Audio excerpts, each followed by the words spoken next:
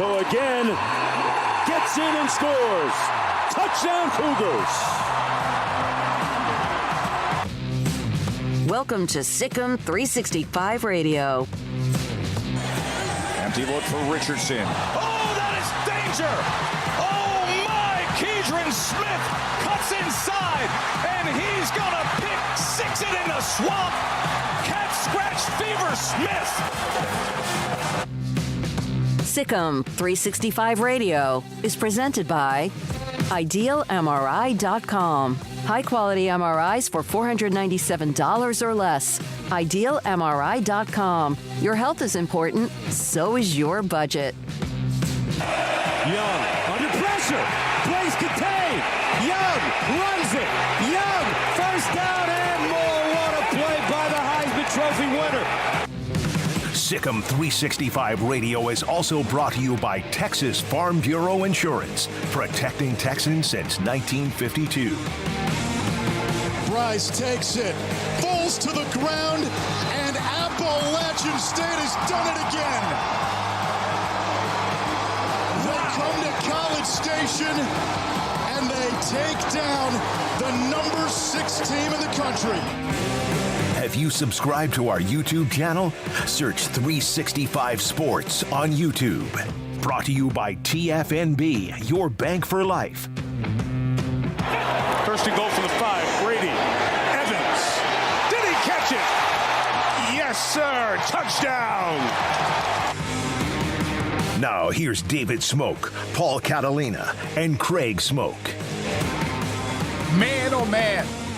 You know, we waited for so long for the season to begin because we had so many other stories that kind of distracted us from what the greatness is of college football, and the interest in those stories is because of the greatness in college football. And what a week it was. So my question to you guys is, which story was the biggest story from the college football weekend? And I could be bringing, maybe not saying something. What the Sunbelt Conference did with Appalachian State, Marshall, Georgia Southern, Scott Frost fired, Jimbo and Marcus Freeman feeling heat. Neil Brown's in that list. A&M Notre Dame disasters. Quinn Ewers' injury in what was just an incredibly intense game between Alabama and Texas. BYU in double overtime. Tech in double overtime. Kentucky beats Florida.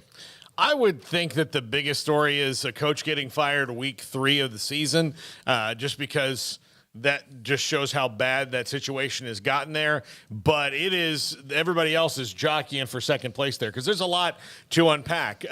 Is Jimbo Fisher in trouble? No, but if he had like a bag full of mulligans, he dumped them all out against App State. Is Neil Brown in trouble? Probably. Is Marcus Freeman in trouble? No, but people are starting to sweat that decision right now. I say, why do we have to pick? I know you asked the question, but D, all the above. I think they're all important. I don't think everything needs a podium or, a first, second, and third place finish. But, I think all of those were equally important in their own ways. And you rattled off a bunch of them, and there's probably a bunch more that we didn't even, touch upon.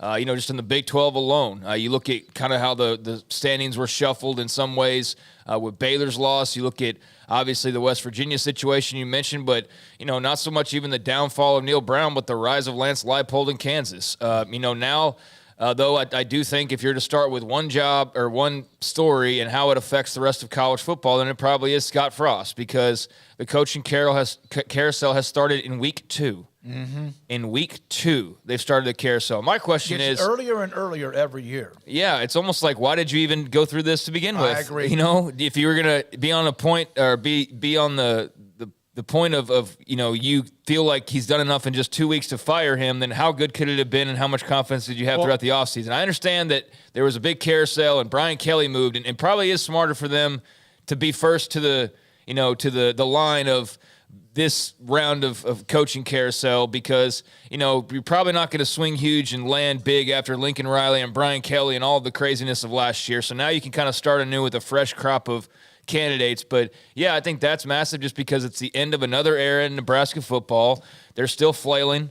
And it's yet another coach that has come in and hasn't worked out either to their standard or to his own standard. I would think Scott Frost not real happy with how this turned out as well. But yeah, just another failed effort, and this will affect some school, if not multiple schools in some form or fashion, and probably multiple because whoever they hire from that school will have a domino effect, and we see how that goes. So yeah, just crazy that it's happening this early, crazy that we got to this point so quickly, and yet not crazy at all because we've all been predicting this with Scott Frost for quite a while now. Mitch Sherman, theathletic.com, who covers Nebraska. We've had him on before. He's written the story about the clock was ticking. The clock stopped. And it does say, to me, Trev Alberts has to take some responsibility here because they did wait until the season. They had a pretty good contract-friendly deal. They didn't even get to that. How bad was it in Lincoln? They're going to pay an extra $7.5 million just to get rid of him and just to move on. Not that Scott Frost won't always be a legend, the last national championship quarterback, but that's one of the stories. And you're right. It could trickle down to, you look at the list of all the names all over the country. Including Big 12 schools again. And we've seen other schools who have had, here we go again. I do wonder, to Craig's point, how much that last year, there's kind of two ways you can go when you're in Trev Albert's position and the coaching carousel is spinning so fast and ridiculously. You can say, all right, well, let's hunker down, which is what he did. Or you can say, let's get in this. But then at that point, compared to LSU, Notre Dame, and USC and Miami, those are four schools.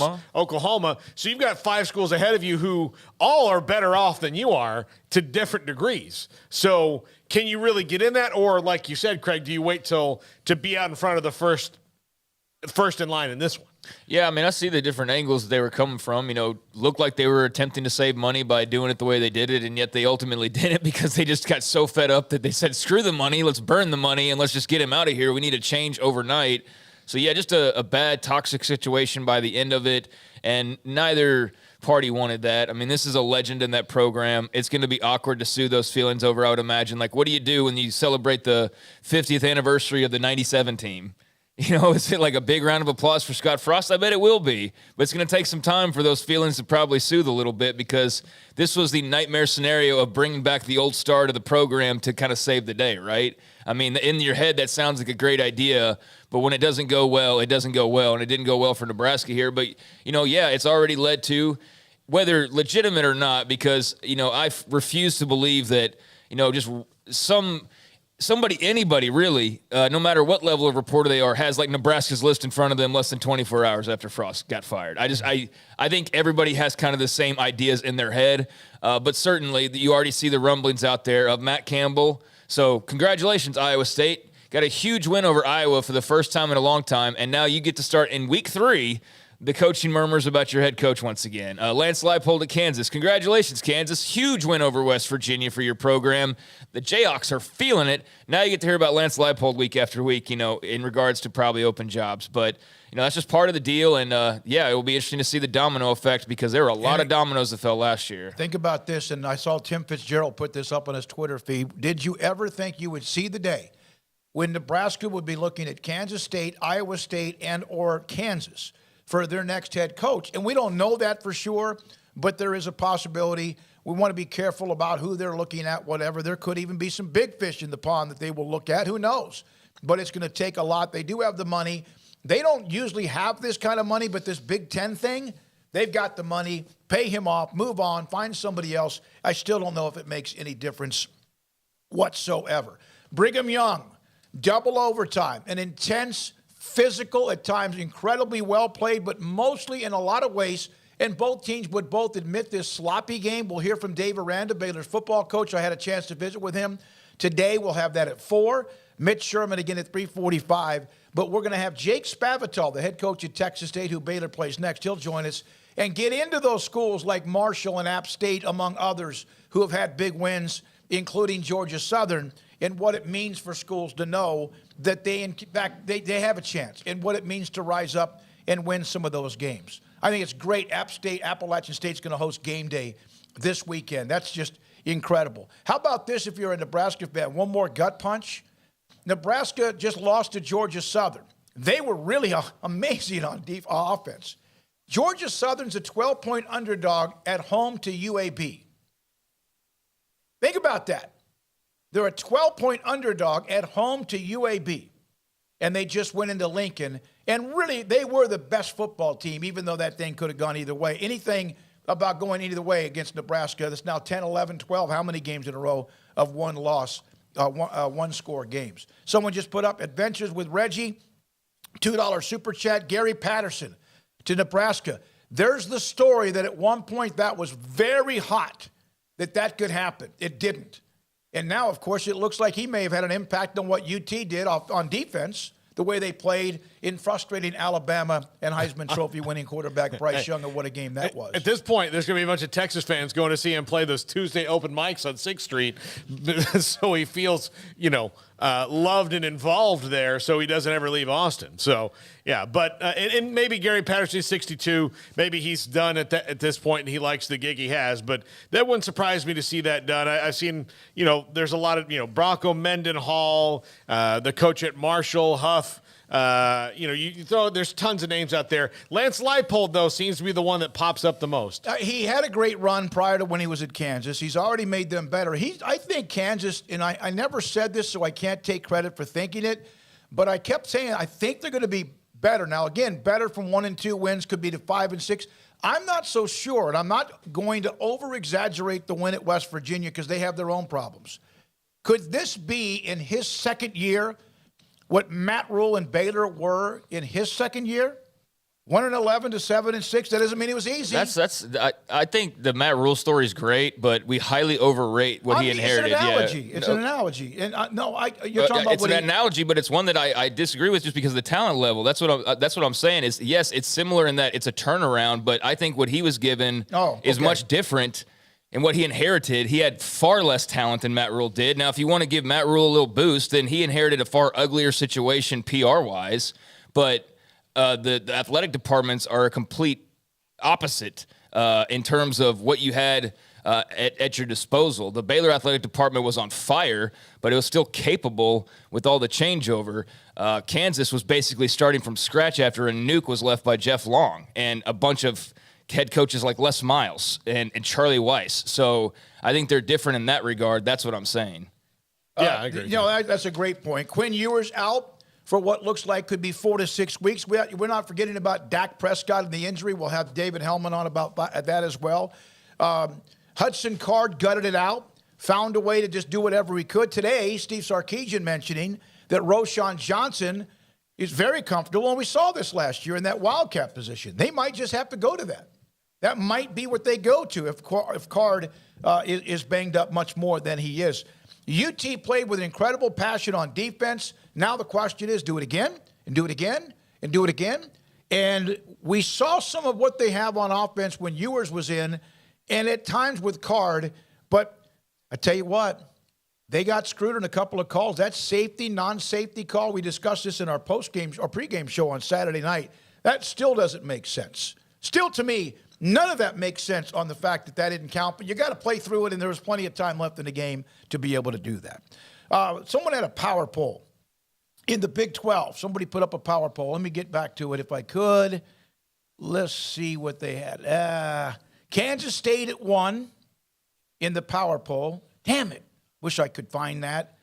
They have Oklahoma, I believe, was 4 in the power poll. In the Big 12, I can't find it. All of a sudden, they just went like that. Baylor 5 after the loss to Brigham Young. Again, Dave Aranda, sit down with him earlier today, and we'll have that at 4 o'clock. I don't know. I don't think Oklahoma's 4. They did kind of just mess around a little bit early with Kent State, but then took care of business. I don't think Kansas State's won either yet, just because they beat Mizzou. So my opinion of the Big 12 hasn't really changed all that much after this weekend. I mean, Baylor's got some problems that have been exposed because they're one of the first Big 12 teams to have a real test outside of Texas, and they did not pass that test. Baylor's got issues getting the ball deep. There's really no one there, and Monterey Baldwin was the only guy that they really trusted to do that. When he left the game, the field got a lot smaller, and BYU was running 8 in the box and really befuddled them at times throughout that game. And they've got issues at kicker, which is, what else is new for most of the teams in the country. And but otherwise, that game went about how it should have, save, most of us thinking Baylor would win it. So, I mean, to me, if they were number one in the power poll a week ago, they're number 3 to me now because I don't think much has changed as far as the way I think about them. Yeah, I saw the rankings, and I don't pay a lot of attention to the top 25. We do chew on them in the preseason, but they did fall quite a bit. And you know what? We were talking about this last week about teams that aren't going to jump up 10 or 11 spots. Brigham Young did. Florida did last week. And so we've seen that early, and it's probably more about how the preseason polls are a joke in some ways than it is anything about what a team has done. Brigham Young, you could tell when we've talked to Kalani Sitake, he and his team had heard enough throughout it. Doesn't mean they won. They dominated. They were sick and tired of probably what happened to them back in Waco and how dominant and physical Baylor was, and you could hear that from him. He preached that every single day or every time we talked to him as well. Yeah, he did. It was very clearly on their minds throughout the entire offseason. I mean, he mentioned it over and over again whenever Baylor was brought up was, the way they were embarrassed physically in that game. And, I guess we have a guest coming up, or we can kind of get into it a little bit here. Jake Spavital is going to join us in about 5 minutes. Yeah, so let's get into Baylor BYU. Great win for the Cougars and tremendous win for that program. I think that there is every reason to be ecstatic for the way that, they handled themselves and played, and the way the fans showed up was amazing. Just an incredible win. I think I'm just trying to kind of layer it in my head here, but, Jaron Hall was fantastic. I was, sitting there on Friday talking about the lack of wide receivers, not the lack of wide receivers, but I was saying, to make it very clear, that losing Puka Nacua and Gunnar Romney was a big deal. I was told by multiple BYU people, we've got plenty of receivers. And I said, that's fine, that's great. But if you take 2 top receivers, that's still a notable thing, which was all my point was. But to anybody who thought that, okay, that means that they're wiped out at wide receiver, no, clearly Chase Roberts had other ideas, and so did a litany of other guys, which is pretty much what the BYU folks said on Friday. And, hey, I said if they have somebody step up and they make it no big deal whatsoever that Nacua and Romney aren't playing, then I'll come on here on Monday and say, hey, kudos to them. So kudos to them. Kudos to Chase Roberts. Kudos to Jaron Hall for being a great quarterback and making some tough throws and making some great plays. I thought, obviously Baylor did really well and stuff in the run game. Hall was able to get loose for some big pickups on a few occasions, but really hurt them more so with his arm. He and Roberts were a great duo. Defense played lights out and played really tough and physical. They matched, if not exceeded, Baylor's physicality throughout the night.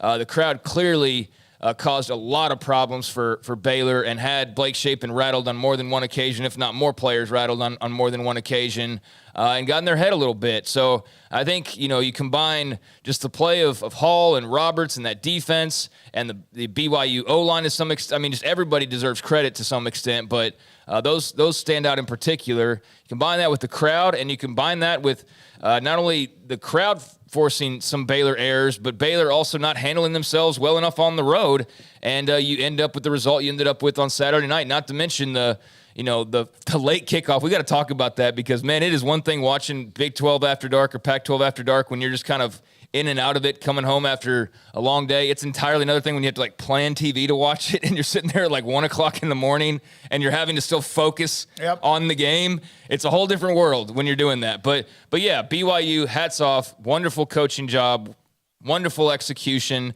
Baylor, though, I will say, they had a chance to win that game at multiple turns. And all that was going against them, and they still had a chance to win, which is why I had confidence in them going in. And it took double overtime to get the job done. Took some craziness, and man, it was something else. It was a great game. Speaking of Chase Roberts, Garrett, put this up. Go ahead, Paul. Let's go ahead and get him. Okay. This is from Greg Rubel, who is the voice of Brigham Young, and from the desk of a writer. Chase Roberts, 8 catches, 122 yards versus Baylor, is the first BYU freshman to have 100-plus receiving yards in a game since Cody Hoppin in 2010. In the New Mexico Bowl, is the 6th BYU freshman to hit the 100-yard receiving plateau, and Baylor had no answer for him. His height, angular, ran pretty well, ran great routes, was a problem. Yeah, he was. He was also a passing problem as well. Had the big touchdown pass to Jaron Hall. That was a huge play for them. So, yeah, I mean, he and Hall were a dynamic duo. I thought Baylor's defense still played pretty well for the most part. I mean, again, this is not a game that they were really executing very cleanly at all. And had obvious issues on offense, thanks in part to BYU's defense and thanks in part to that crowd, and, still, again, found themselves there at the end. So I think that's, a game for BYU that's obviously an all-time classic win, instant classic victory, definitely something that you can hang your hat on and feel great about, especially with the joining of the Big 12 coming up and knowing that you just went toe-to-toe and punch for punch and eventually landed the knockout on the defending champs. But I think Baylor's got some things to take away that they also can be proud of and build off of. It's not a good loss, but there were good things learned from it. No, there was, and that's, you take what you saw and what you experienced, you move on to the very next week, and the next week includes Texas State this Saturday at McLean Stadium. Jake Spavital, the head coach at Texas State, the Bobcats, coming off a win, joins us on 365 Sports. Is it always just better everywhere around, wherever you are around the program after a win?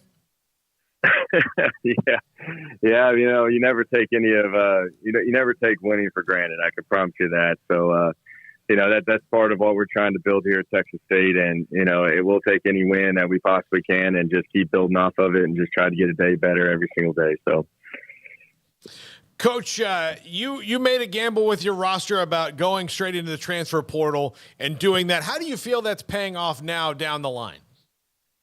I think it's helped us out tremendously. I think it's, I'm very fortunate to sit on a lot of these committees, a lot of name, image, likeness task force and the NCAA ethics committee and, just the NCAA rules committee as well. And, I got to sit in these meetings and you kind of listen to, every single school and the circumstances that they have. And, you just learn that every school is different and you have to have a different approach, based off of where you're at. And when I first got to Texas State, I didn't think we were very big. I didn't think we had the profile of a team. And, the way that we could kind of upgrade in size was kind of get into that transfer portal a little bit. And we've increased our size tremendously across the board, especially up front on the O-line and D-line. Still not where we exactly want to be, but, we're better than what we've ever been in terms of size and just the profile. Because, you're going up a team like Baylor. Baylor is a great looking team. They're very big. They're very physical, and you got to be able to match that. I'm a big believer in big people beat up little people, and that's where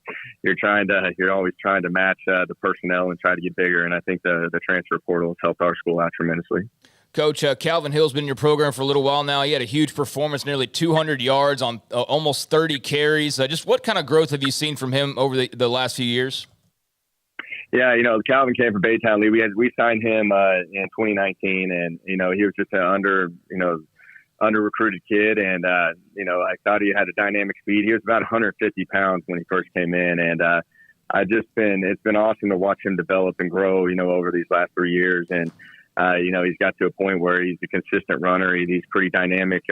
In space, and he's just getting better every single year and every single day, actually. But he's also a great leader.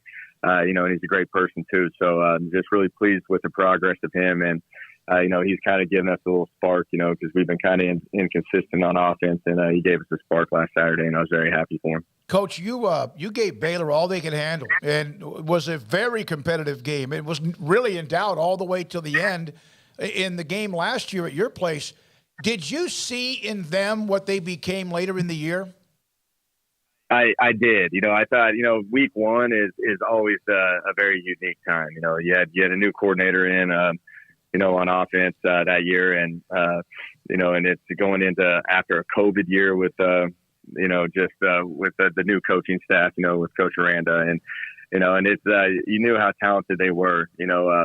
I just remember going up against Matt Rule when I was at West Virginia, and those teams, and how physical they were and how hard they played, and you could see that, we threw all sorts of different things out of that game. And a lot of it really didn't work. We struggled for a lot of yards. It's just the defense kind of held up their own, at the beginning of that year and of that game. So it kind of put us in position to be competitive in that game. But it's not a surprise to me on where Baylor went, that year. And I just think that Coach Roberts and Coach Aranda, what they do on defense is one of the hardest schemes I've ever gone up against. I think they're very sound. They're very contested. I think what they're doing on offense now is very difficult to defend. They got a mindset and they got an attitude that it is you got to bring it. You can't they play extremely hard. They play physical, and if you're not going to match their physicality or at least strain when you're going up against them, man, it could get out of hand pretty quickly. So it's not a surprise to me on what they're doing, because I'm a big fan of what they're doing, because I think they're very sound in what they're doing, and they're very competitive in what they do.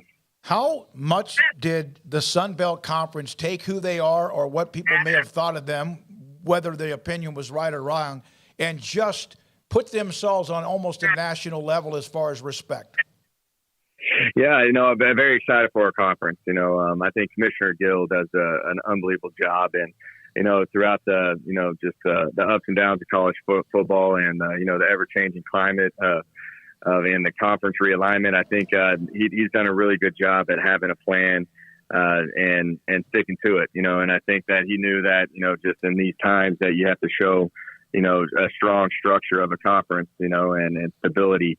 And with him adding in Marshall and Old Dominion and Southern Miss and James Madison into our conference, it's just added just more power to our conference. And logistically, you got 14 teams in 10 states, so you pretty much cover the South. So, it's a wide range of football that can touch the Sunbelt. So, I think Commissioner Gill's done an extremely great job at just putting in us position to be arguably one of the better Group of 5 conferences out there. Baylor obviously just has 2 games. You just have 2 games. There's not a lot on film. But from last year to this year, how much different are the 2 teams, or are they pretty similar? I think they're very similar. I think Chapin's a very good quarterback, man. And, I'm a big fan of quarterback play. I've been fortunate to coach a lot of quarterbacks in the NFL. I'm always looking at quarterback play, because I think that's what really changes programs and gets them to where they need to go. And I think Chapin is going to be extremely good. That's what I see is different, because you can open it up a little bit more. And what they do. So I think just when you compare them from last year to this year, I think they're better, because they lost a lot of talented guys, but I think they're just so used to the scheme this year. I think they're very sound in what they do, and they still play with the great effort. And there's no doubt in my mind, Coach Randall had that thing rolling again. Jake, you have been through where players you coached left, and you have obviously had some now have come to your place to play for you as well. Coach Huff, after the win against Notre Dame, made the comment that they have 3 guys from Florida State. They all played Notre Dame last year. He discussed that sometimes the transfer portal is what people see go up rather than what also might not so much come down, but going to different teams from the FBS level. Your thoughts about that? Is that something that maybe people have overlooked? Yeah, no, that is a good point. We've had a lot of guys, from other schools that played at the FBS level, and that's, you don't have to worry about them, in those first game jitters or anything of that nature, because they've already been thrown into the fire, and they know what it's like to play FBS football. It's the transfer portal for Group of 5. It's different than Power 5, because you got to replace people pretty much every year. We have a battle that we're always fighting against in terms of just our players leading to go to the Power 5. And I lost 3 guys that were high school signees that ended up going to Power 5 schools, and I wish them best of luck. But the transfer portals allowed us to at least try to get a guy in with at least experience, and sometimes get those guys that have played at the Power 5 level that kind of make you feel a lot better going into fall camp with guys that at least have played got college football playing experience, especially at the FBS level. You mentioned results, and we've mentioned results, and the Sunbelt had their weekend, and maybe another one coming up. How much has all of the off-the-field discussion about the future of college football affected anything at all, if at all?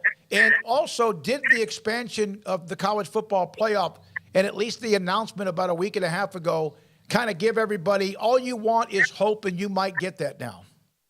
Exactly. And that's all we can ask for, because there's a lot of teams, and really all the Sunbelt teams could go undefeated and they won't be able to play in the college football playoff. And I think that just gives us an opportunity to at least get a team, to get into the top 12, and that's something that all we're asking for. We take a lot of pride in, trying to play as many Power 5 teams as we possibly can in the conference, and we're trying to, that's how we try to spread, our publicity of our conference. But just with the expansion of the college football playoff, that's going to help us out a lot. And And I think the Sunbelt has done a great job with the structure and the stability to at least be considered to possibly get a couple of those in the future. Jake, we appreciate you. Thanks for the access. We do, and we'll see you Saturday. Awesome. Appreciate you guys. See you then. Jake Spavital, head coach at Texas State. They won. They got beat the opening game, won last week. Calvin Hill, Craig brought him up at a 195-yard game, and he is really good. Very, very good. He talked about how he put on some muscle and weight from where he was when he first arrived on campus. Yeah, I just asked about him because he ran for nearly 200 yards, and he's been around for a while now, but I'm not asking so much about him as a threat coming up Saturday. I think, if there's one thing you feel pretty good about with Baylor's defense is them going up against a running attack. I think that they proved themselves pretty well against BYU. Jaron Hall made them hurt a couple of times. But outside of that, that was basically, put away. But that passing game, on the other hand, and just BYU's defense, they proved to be the big, pushers in the end. But yeah, they'll have to prepare for Calvin Hill, and obviously Texas State's going to see that film from last week and try and figure out some things that maybe BYU did. Obviously, I don't know how many Jaron Halls and Chase Roberts and those guys they have on campus, but hopefully, they can try and reenact some of that because, BYU did expose some things. But no, I think they know what they're coming in, walking into, and I would imagine that Baylor's going to be pretty revved up to take their home field on Saturday to get that taste out of their mouth from Saturday night. But yeah, Texas State, great job by them. Jake's somebody that when you hear about hot seats and things like that, Texas State over the years, because of kind of the unorthodox way maybe they've done it, has been a job that's been brought up, or he's been brought up, and that was a big deal for them to get a win because they did have that opening loss. So we'll see if they can't build off of that, and definitely appreciate his time and hope they keep it going in the right direction. We never, ever take for granted getting any kind of head football coach of a college program on this show. We appreciate Texas State for allowing us to have Coach Spavital and, of course, Brett Pine, BYU, last week with Kalani Sitake. My conversation with Dave Aranda on many things, and you know how he can look at things in his own way on, for example, when you're watching that Baylor and Brigham Young game, I know a lot of you, I had people texting me, a couple of calls Sunday. Hey, how come they didn't? I asked him, is it a lot easier said and done to make adjustments to your game plan in-game or even at halftime than people might think? That's not an excuse, because there were times I was wondering, wait a minute, why aren't you throwing the ball to Ben Sims more in the red zone? What happened on that last second overtime drive that just was a mess? And that's not it. They had a game plan. They kind of got away from it a little bit. Then they tried to go back to it a little bit. The offensive line, listen to what Dave Aranda says about them and what Eric Mateos, the challenge he has going forward as well. So there's that. I did mention that Georgia Southern UAB game, it is it's in Birmingham at Protective Stadium. It is not at Georgia Southern. All right, break here. Come back with a mini segment, or come back with Mitch. Yeah, come back with a mini segment. Come back with a mini segment on a couple other notes we did not get to involving college football. We have 3 hours. We'll try to do as much as we can with that. Sikkim 365 Radio and 365 Sports. Waco Custom Marketplace, your hometown grocery store, and as Baylor has a home game coming up on Saturday, then also that means tailgating. And it may not just be Baylor and Waco, wherever you are, if you live in the Central Texas area and you're looking for a great place to find what you need when it comes to tailgate food, well, and also the accessories, Waco Custom Marketplace is where you can get right now. New York Strip, Select, Choice, and Prime, from $6.99 a pound to $18.99 a pound. Spare ribs, pork, $2.25 a pound. St. Louis style ribs, $3.50 a pound. Baby back ribs, $3.25 a pound. Chicken tenders at $3.99 a pound, and German sausage and hot links at $3.50 a pound. They have the seasonings, they have the marinade, they have the sauces, they have the charcoal, they have the cold beer and wine. They have the cold soft drinks and energy drinks if you need them when you walk in the door to the right-hand side. And they also have a bakery that's got everything you would want, sweets and bread and kolaches and more. It's Waco Custom Marketplace at 425 Lake Air Drive in Waco. Looking for a great job with great pay and awesome benefits? Genco FCU is hiring. As a longtime Waco employer, Genco focuses on what matters most in our employees' lives, like pay incentives, bonuses, benefits, 401k plans, paid time off, advancement opportunities, medical, prescription, dental, and vision insurance, as well as short and long-term disability. Come join our incredible team today and make Genco your career that will work for you. Apply at gencofcu.org or at any branch location. Hi, I'm Mark Stewart with Bird Colgin Ford. It's that time of year. It's football season, and BK Ford is a proud supporter of the best high school football teams in Texas, right here in Central Texas. BK Ford is proud to sell the #1 truck in Texas, the F-Series truck, led by our leading rusher, the F-150, 45 years in a row. Lock in your best price and rate today by custom ordering your new F-150 at BK Ford. Simple, easy, trusted. Experience better at Bird Colgin Ford.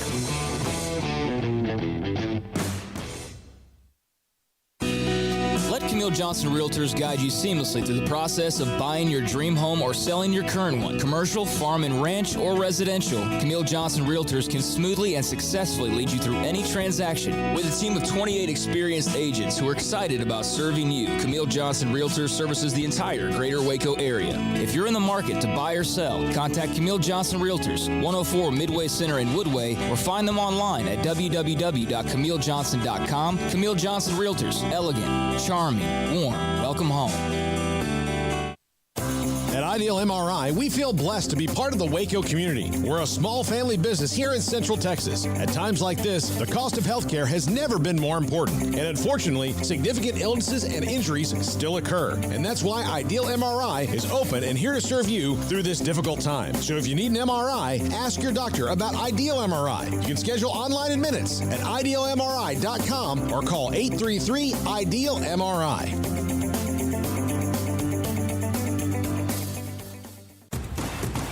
Hey, this is Bryce Petty, former starting quarterback and two-time Big 12 champion, and I know firsthand the importance of being in top shape both on and off the field. So listen up, men. If you're feeling beat down day in and day out and looking for that high-performance edge that separates the men from the boys, then look no further than the Petty Clinic Low T in Waco. Petty Clinic is a comprehensive men's healthcare clinic with an atmosphere catering to men. Board-certified Dr. Kent Petty has a special interest in offering the highest quality medical care to men of all ages. Some of the services offered include screening and treatment for low testosterone or thyroid, infertility, high blood pressure, diabetes, high cholesterol, sleep apnea, while offering comprehensive wellness exams and complete men's health lab panels. High performance men, remember, it's not just a Petty thing. This is Bryce Petty, encouraging you to reach out and Google search Petty Clinic Low T or go to pettycliniclowt.com and get your complimentary lab screening today. In the market for a quality metal building? Since 1943, Pioneer Steel and Pipe has helped Central Texas residential and commercial customers with metal building design, panel options, building components, and trim options. Pioneer Steel and Pipe's residential line is energy efficient, offers low maintenance, reduces insurance payments, is impact resistant, and carries up to a 45-year limited warranty. In addition, they can also help you find a metal building contractor for your project. Pioneer Steel and Pipe with locations in Waco and Bryan and at pioneersboys.com.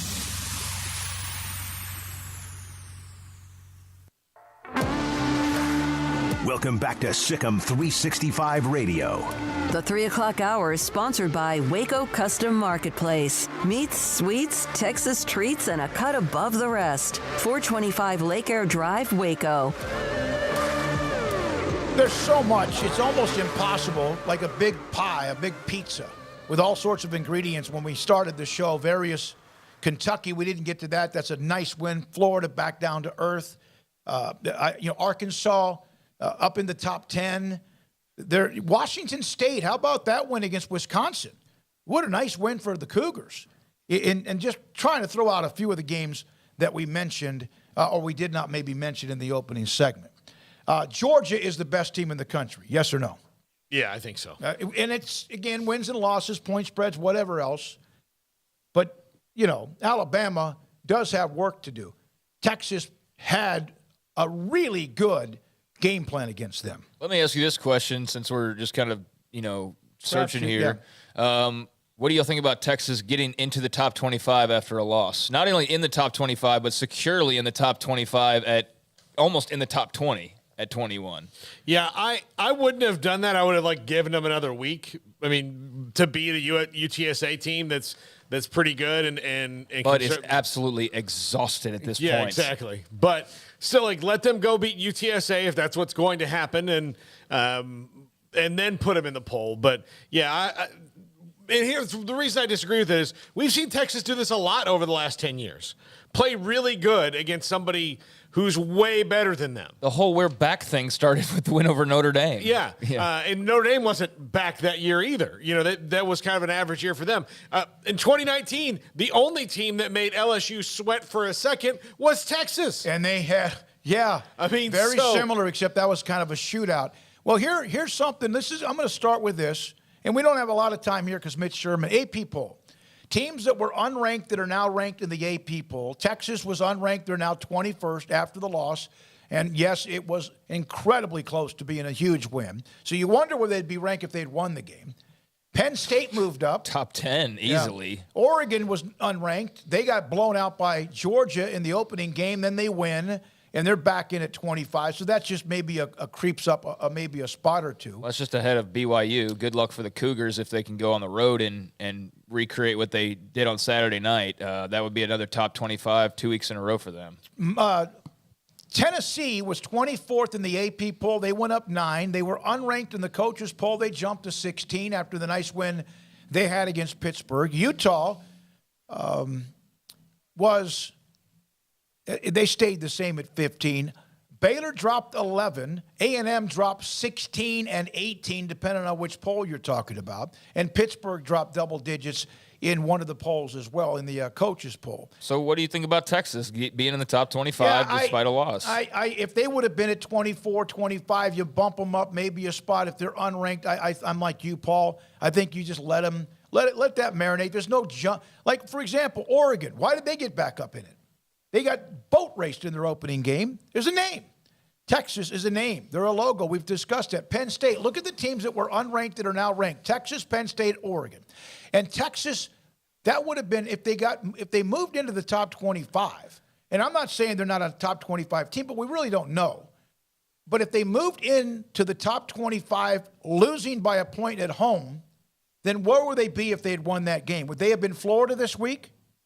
And been 10 or 12? Oh, I just said they would absolutely be top 10. Are you kidding? They lost and are in the top 20, in the top 20, basically. Yeah. They moved up. They not only moved up from not being ranked, they moved up 5 spots into the rankings. So I asked the question, though, just out of curiosity, because it's interesting, because it's not something that you see a lot.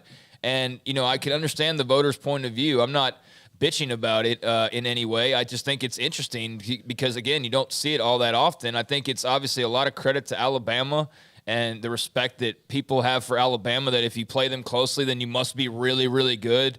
There's no way that it's a one-off or anything like that. And I think that Texas is clearly playing a bit more solid on defense. I think the question now is huge at quarterback, because I don't know how much faith you have in Hudson Card the rest, of the next month or perhaps next 5 to 6 weeks. Maybe Quinn Ewers pops up on Saturday. I mean, maybe he does. We don't really have an official word on his injury just yet, but he sure looked good before he went out in that game. Sure did. And has some good weapons around him. So, I mean, I see it. I was just curious what y'all's thoughts were. Well, because, again, it's sort of unique, and it will be interesting now because they do turn around, and it will look a bit silly if they were to turn around and lose at home to a UTSA team who's played basically 4 football games in the last 2 weeks with all the overtimes they have. If UTSA had played 8 quarters over 2 games, I'd feel great about them, going and scrapping it up in Austin. I feel really good that they will at least be scrappy initially, and maybe Texas is just better overall. But I know UTSA will fight, but they're not going to be coming as nearly at full strength as they would have been had it not been for 2 overtime games to start off the year. So that's still a very interesting game. There's the Jeff Traylor tie-in, obviously, but yeah, kudos to Sark and company for having a great showing at home in front of an incredible crowd. I think I saw earlier today that it was like a record crowd of 105,000 plus. Yep. I'm not sure what the record was exactly, but I think one of the biggest crowds we've seen in quite some time, just in general, for college football. So, yeah, they got some mojo out of that loss. I will not come up here today and say Baylor had a good loss on Saturday. That was a game they could have won had they played a lot cleaner. But BYU played the better game, and BYU was the better team, and that was a bad loss. Like that was not a bad loss. That was an ugly loss. Is how I'm framing it. For Texas, that wasn't a bad loss or an ugly loss, but it was still a loss. So. They got to turn around and make something out of it. But, for losing a game, they sure got a lot of juice from that. Brigham Young jumped 11 in one poll, 9 in another, and pretty much just almost flip-flop with where Baylor is now. Not quite. But we talked about this. Not many teams jumped double digits. Craig, remember we mentioned that. Florida did last week. Brigham Young did this week. And so did Kentucky. Kentucky jumped from 20 to 9. With their win at Florida. SEC. There is some massaging of the polls that goes on. We all admit that, right? I call it the SEC bubble. But A&M didn't get that bubble, although they're still ranked somehow in the top 25. It is the only, exactly. It's the only conference where like half the teams could lose and they add more top 25 teams. Yeah. It's insane how that works, but the voters are going to vote. Yeah, it's funny how that works. But it's a bubble. All right, when we come back, we're going to hear from Mitch Sherman on what's going to happen with Nebraska? Well, we know now Scott Frost is out. It's time, and probably well past time. And a couple of things that he had in his article, a couple of them over the weekend, that we'll ask him about as well. Sikkim 365 Radio, 365 Sports. Riverbend Liquor and Wine, Lakeshore Drive and North 19th Street in Waco. It's behind the bank, not across the street where it used to be. They've moved to a brand new, lovely location. Look, you can get them on DoorDash. So if you're sitting around watching the game, need a delivery, they can do that for you via DoorDash. They've got great customer service. So if you say you make a run, it's before the game, you're out, you're trying to get home quick, and you're not sure you had time to stop, the drive-through window, boom, done. Go right through. They'll get you straight up, taken care of really fast. They have the best selection of craft beer in Waco. Churning out, those fall beers are coming out now. They'll have a ton of them on the roster. And they have the best selection of locally sourced Texas whiskeys around. TX, Devil's River, Balcones, Garrison Brothers, you name it, they've got it. Riverbend Liquor and Wine, Lakeshore Drive, North 19th Street. Find out more on Instagram. Looking for an SUV designed for every adventure? We've got exactly what you need at Allen Samuels in Waco. Stop in today to get your new 2022 Wagoneer. Save big on Series 2 and 3 and get the low APR of 2.9% for 72 months. Plus, you receive $3,500 Conquest bonus cash. Plus, first responders receive an extra $500 off. Drive away in the original American Premium SUV from Allen Samuels in Waco. Come by. Let's be friends. TFNB Your Bank for Life is the official local bank of Baylor Athletics. Find out why more Central Texans are making TFNB their bank for life. Sign up for our Edge checking and savings accounts to earn interest or cash back. With 5 convenient locations and an award-winning mobile app, banking has never been easier. TFNB Your Bank for Life. Member FDIC.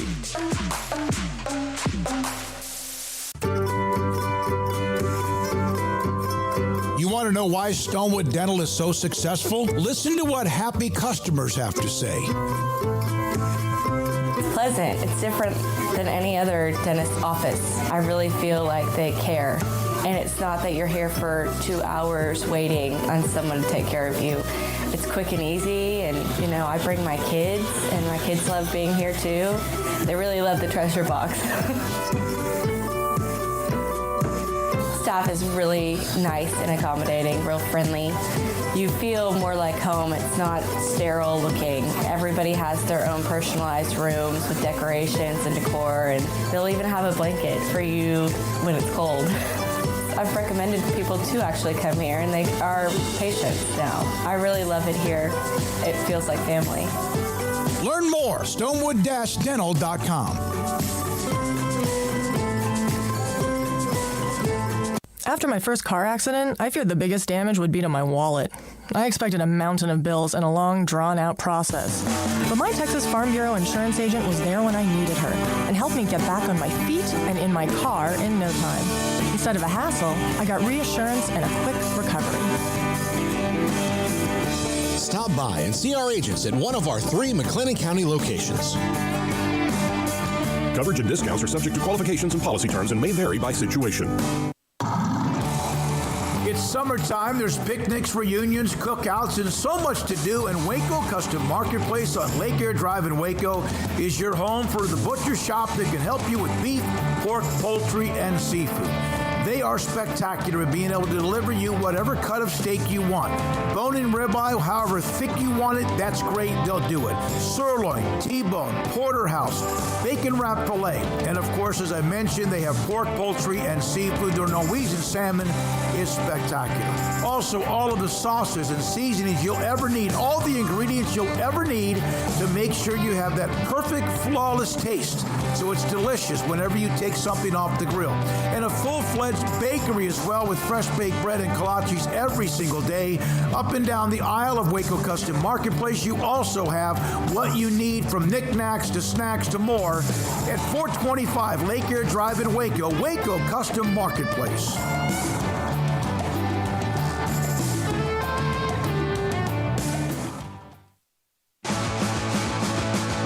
This is Sikkim 365 Radio. Text us at 254-339-1122. The Sikkim 365 Radio text line is sponsored by Riverbend Liquor and Wine, with the most extensive variety of craft beer in Waco. A hidden gem on Lakeshore Drive and 19th Street. Mitch Sherman, theathletic.com, covers Nebraska. We know the story. Scott Frost is gone. Mitch Sherman joins us on 365 Sports. Of everything I read that you wrote this weekend, there was one part, a couple of maybe a sentence or two, about the lack of discipline as a head coach and, late game decisions or lack of this and that. How could someone who played under Tom Osborne, who probably controlled everything from top to bottom in that program, have no discipline? Well, he wasn't Tom Osborne, or he's not Tom Osborne, Scott Frost. I think that's probably a good place to start. And I think Scott Frost came up in coaching in a system primarily in Oregon, though he did have some other stops before that, where there wasn't as much of a focus on details, because the way that Oregon did things in those years, and you could still say now when the athletes are there, the details didn't matter because the athletes were there. And that largely is what allowed Scott Frost to win and go 13-0, which is, a great accomplishment at UCF. But, if the special teams messed up or if you committed a turnover, you're probably just going to break off an 80-yard run or something like that as soon as you got the ball back. So when you get to Nebraska, when Frost got to Nebraska in 2018 and moved into the Big Ten West, and that style of play presented such a contrast to the things that he encountered early in his career, it's somewhat understandable that he wasn't prepared for the detail, the need for great attention to detail. Look, it was just kind of a cascade of unfortunate events that led to the end for Scott Frost. And I think if something had gone differently earlier, maybe it's a different kind of domino effect. This decision gets made different, which leads to this result that's different, and then that's different, and then another thing's different, and they're sitting in a completely different spot. I'm not suggesting that he would have won the Big Ten or even gone 10-2 in a regular season, but 16-31 is about as bad as it possibly could have been over the last 4+ years. And if he was even mediocre, he would still be coaching at Nebraska. Mitch, how much of this decision was to get in the first spot in line in this season's upcoming coaching carousel, and how much of it was, even though they had to spend some extra money to buy him out before October 1st, how much of it was they just have to get something out of this team this year if they can? I think more the first part. It's possible that this team could rebound under Mickey Joseph, the interim coach, another former Nebraska quarterback who came from LSU in the offseason as associate head coach and receivers coach. And now he'll take over the program starting on Saturday.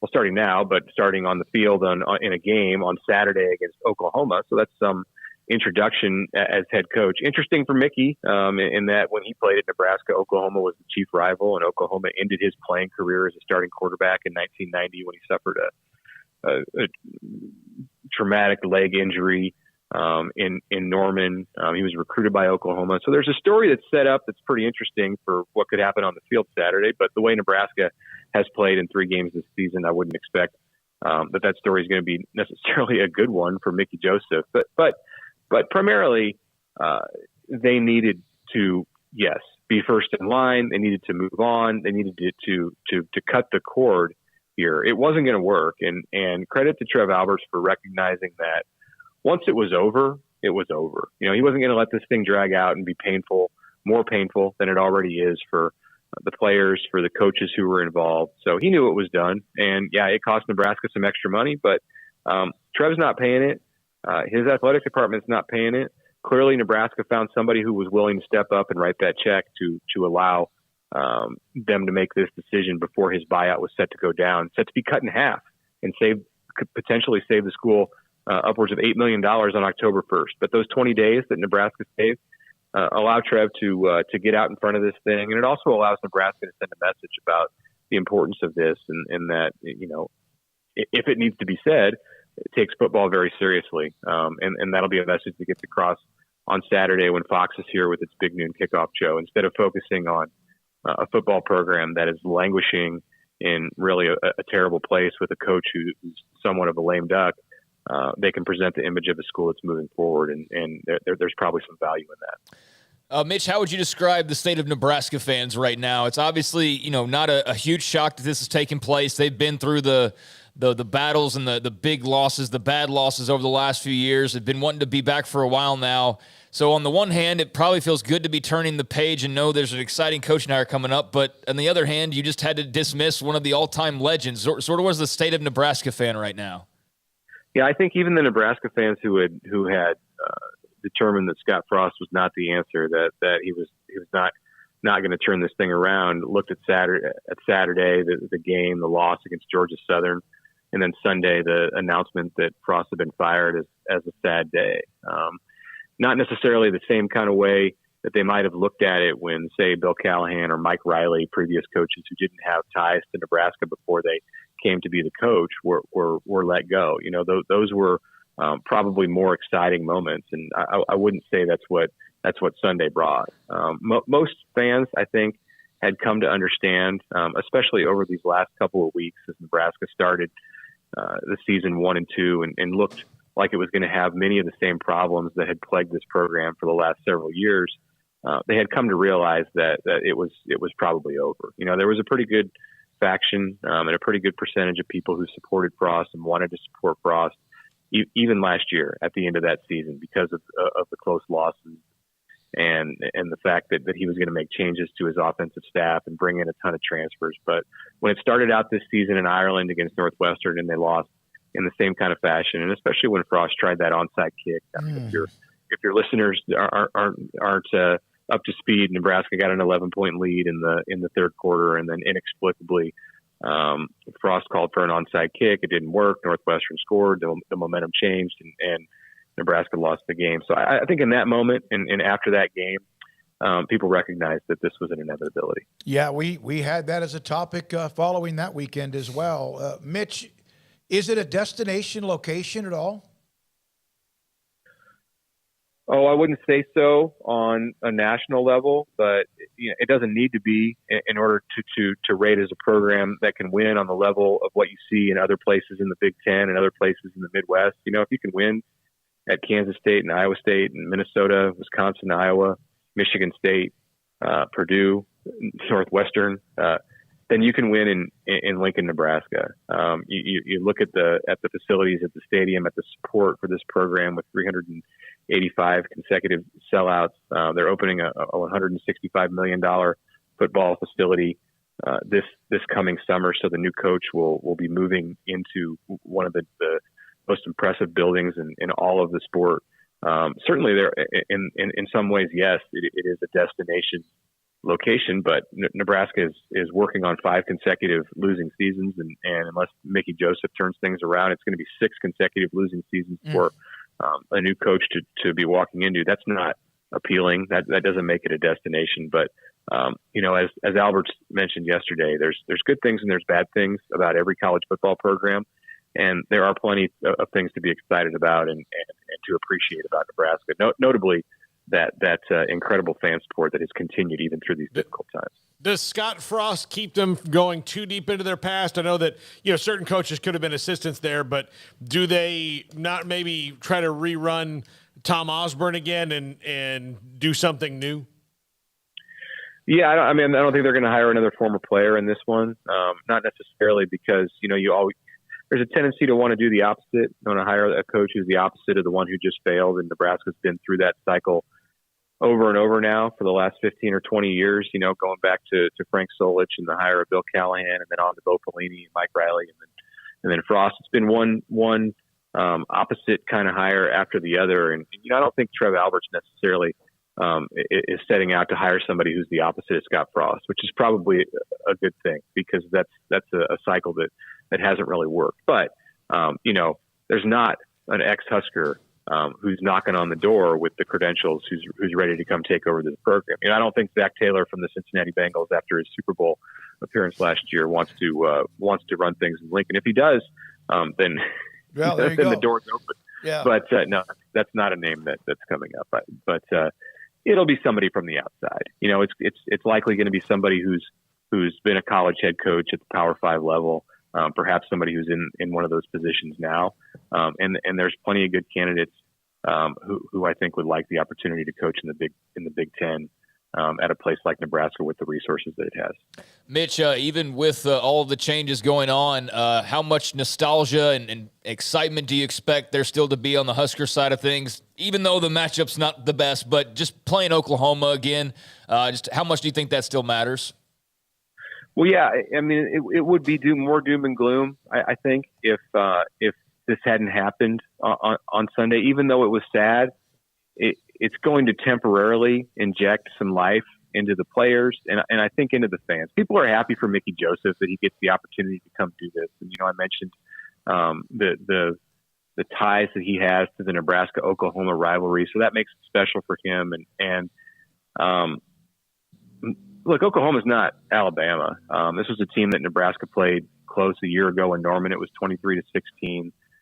I know Dylan Gabriel has started well for the Sooners, but it's not unfathomable to think that Nebraska, with the talent that it has on the offensive side, can get into a game with the Sooners. I don't expect Nebraska to win. There's all kinds of confidence issues with this team, and they just haven't shown the ability to know how to win games. Certainly not to know how to win close games, and you can't expect Nebraska to do anything in victory other than to win a close game against the Sooners, meaning it's not going to be a 2 or 3 touchdown victory. So they have to learn those things slowly.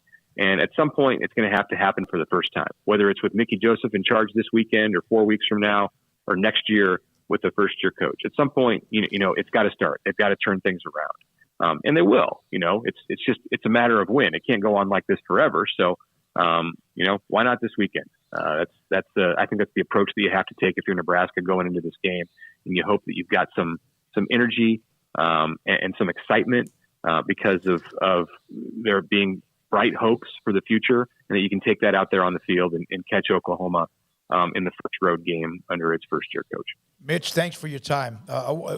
Scott Frost will be a head coach somewhere else. I don't know where it's going to be. I don't think it's going to be like anything that goes upwards, although you can go upwards because Nebraska's not been very good. But you wonder if what he did at UCF is tainted now because of what's happened at Nebraska. No, I think it's too personal for you in some ways. Nebraska's a damn good job with Big Ten money now coming in. Like, they're going to be fine. I know it's not a recruiting hotbed, but they're not going to swing big. I mean, they have now. I understand. They are now an average at best football. That doesn't mean they don't have commitment. They have the greatest fan base maybe of all time, but it was pretty easy to be a fan when they were winning for 35 or 40 consecutive years too. So, but they've stuck with them as they've gone through this terrible slump as well. So nobody thought Kansas football would ever win again, and Lance Leipold has made them believe. Nebraska can find somebody to make them believe as well. Yeah.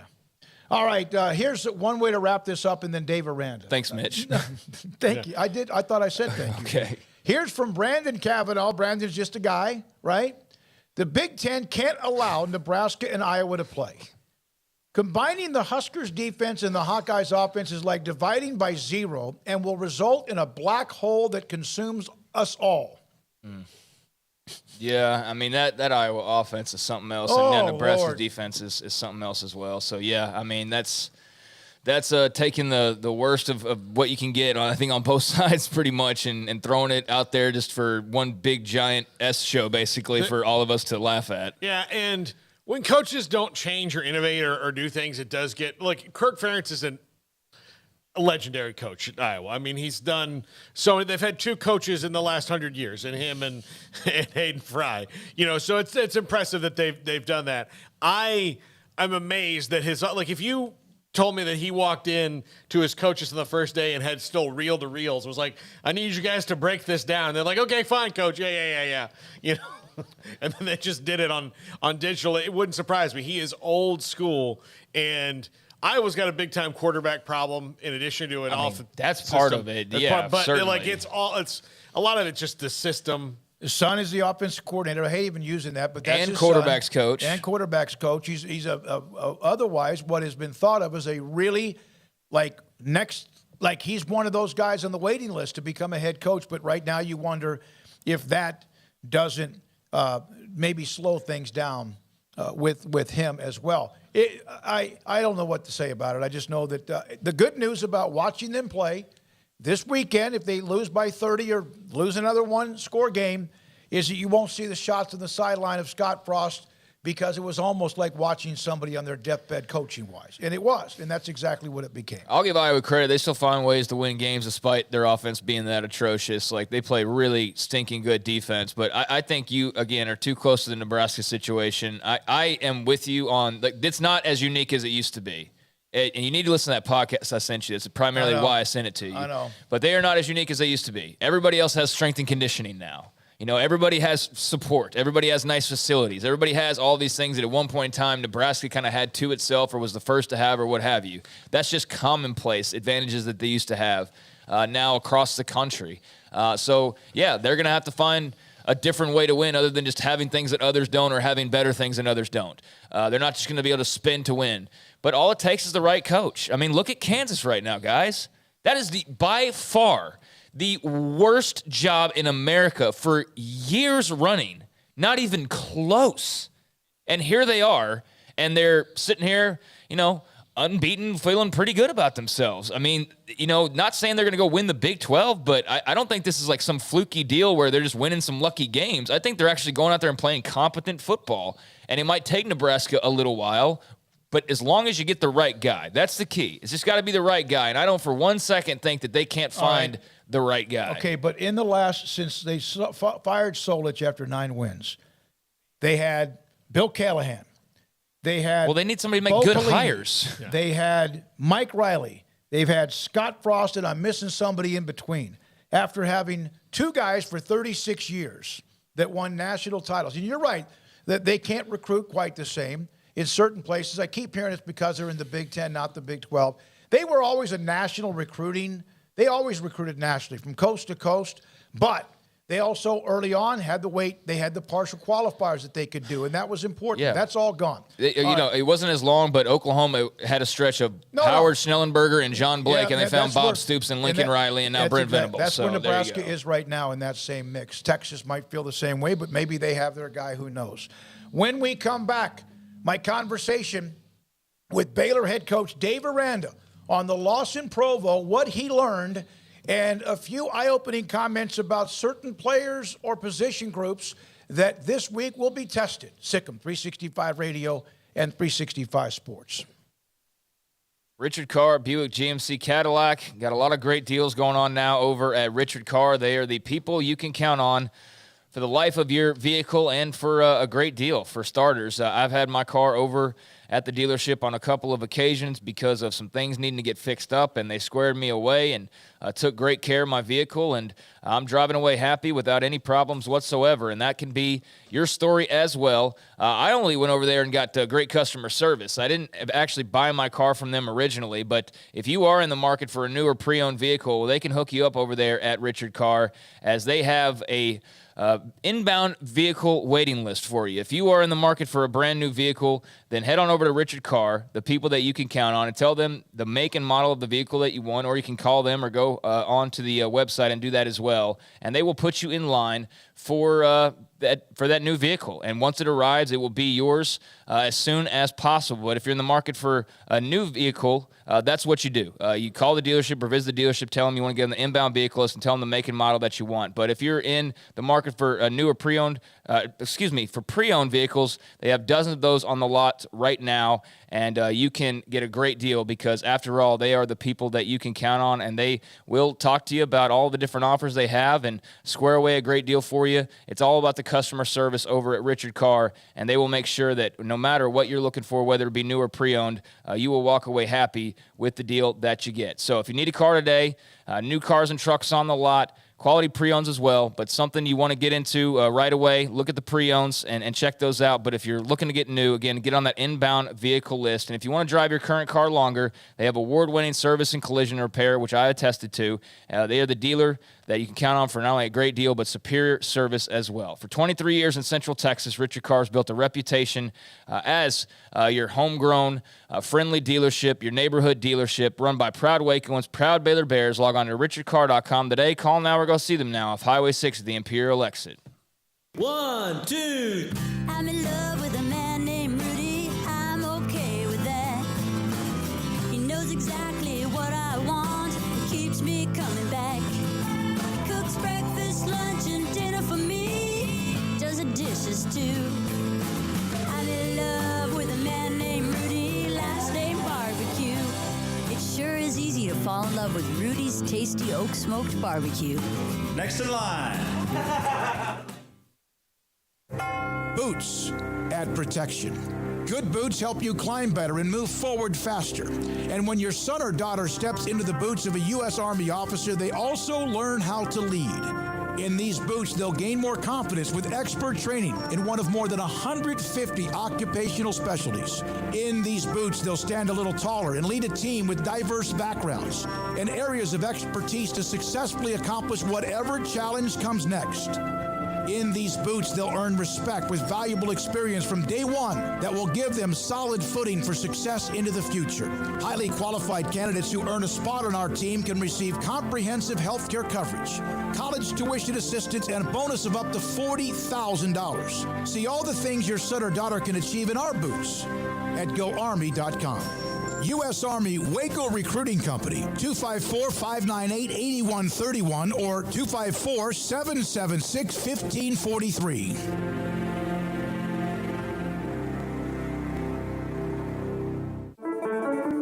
One size fits all. That may be all right for an adjustable belt or cheap sunglasses, but when it comes to your financial needs, no one wants a one-size-fits-all strategy. Cam Heathcott, your Edward Jones financial advisor, knows that his most important goals are yours. That's why he takes the time to understand your needs, knowing you. That's how Edward Jones makes sense of investing. Cam Heathcott, covering Conroe and Houston, 936-756-7717 or cam.heathcott@edwardjones.com. Edward Jones, member SIPC.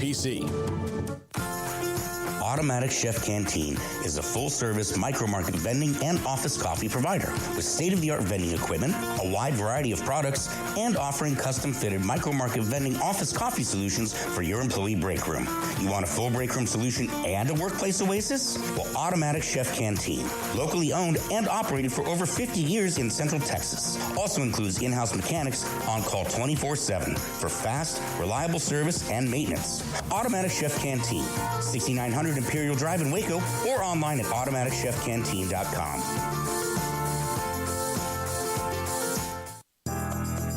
Riverbend Liquor and Wine, Lakeshore Drive and North 19th Street, right behind the bank, is a hidden gem in Waco. If you're a fan of bourbon, especially local Texas bourbons, that's where you gotta go. Balcones, TX, Devil's River, whatever it is, they've got it. Riverbend Liquor and Wine, plus the best selection of craft beers in Waco, seasonally churned out throughout the year. Whether it's spring, summer, fall, or winter, Riverbend Liquor and Wine, best selection of craft beers, a speedy drive-through window, and excellent customer service. Find out more on Instagram or just go by and see them. Lakeshore Drive at North 19th Street behind the bank.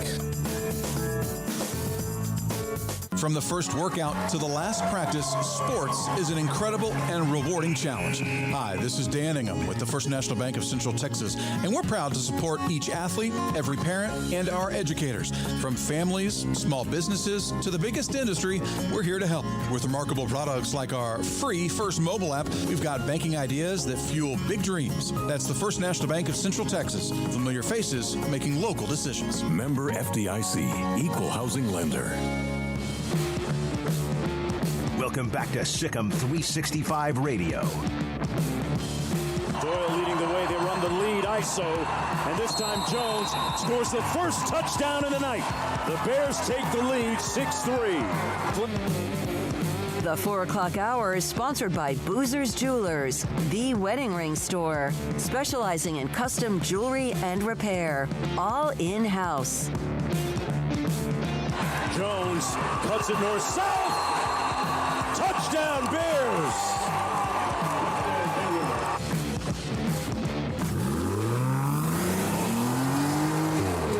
This segment on Baylor Athletics on Sikkim 365 Radio is brought to you by Richard Carr Buick GMC Cadillac. Learn more at richardcarr.com. Now here's David Smoak, Paul Catalina, and Craig Smoak. David Smoak with Baylor football coach Dave Aranda, the couple of days after Brigham Young and Texas State this week. What did you learn, other than X's and O's, but what did you learn about your football team now that you've been able to break it all down? I learned that we are a young team and that there's a great connection on the team, and I believe there's a great trust, but I think the inner workings of kind of what it takes of the discipline, the ability to own pressure, those are things that still have to be developed. And I think it's, so I learned those things, I think it's all good, and I think it's all part of it. It's, it's being able to address those things, from the view of we're trying to help you, we're trying to teach, I'm in this with you, and all of that, to where we don't get the fight or the flight being the most concerning, and be able to get tighter as a team and move forward. I think that's always a concern after a loss. Do they now believe you about the storm coming? I think so, yeah. We were, so it was yesterday. And I think Apu and Cole Maxwell were sitting there in that front, right outside the office right there. And we were, and Apu was talking about, Apu was a great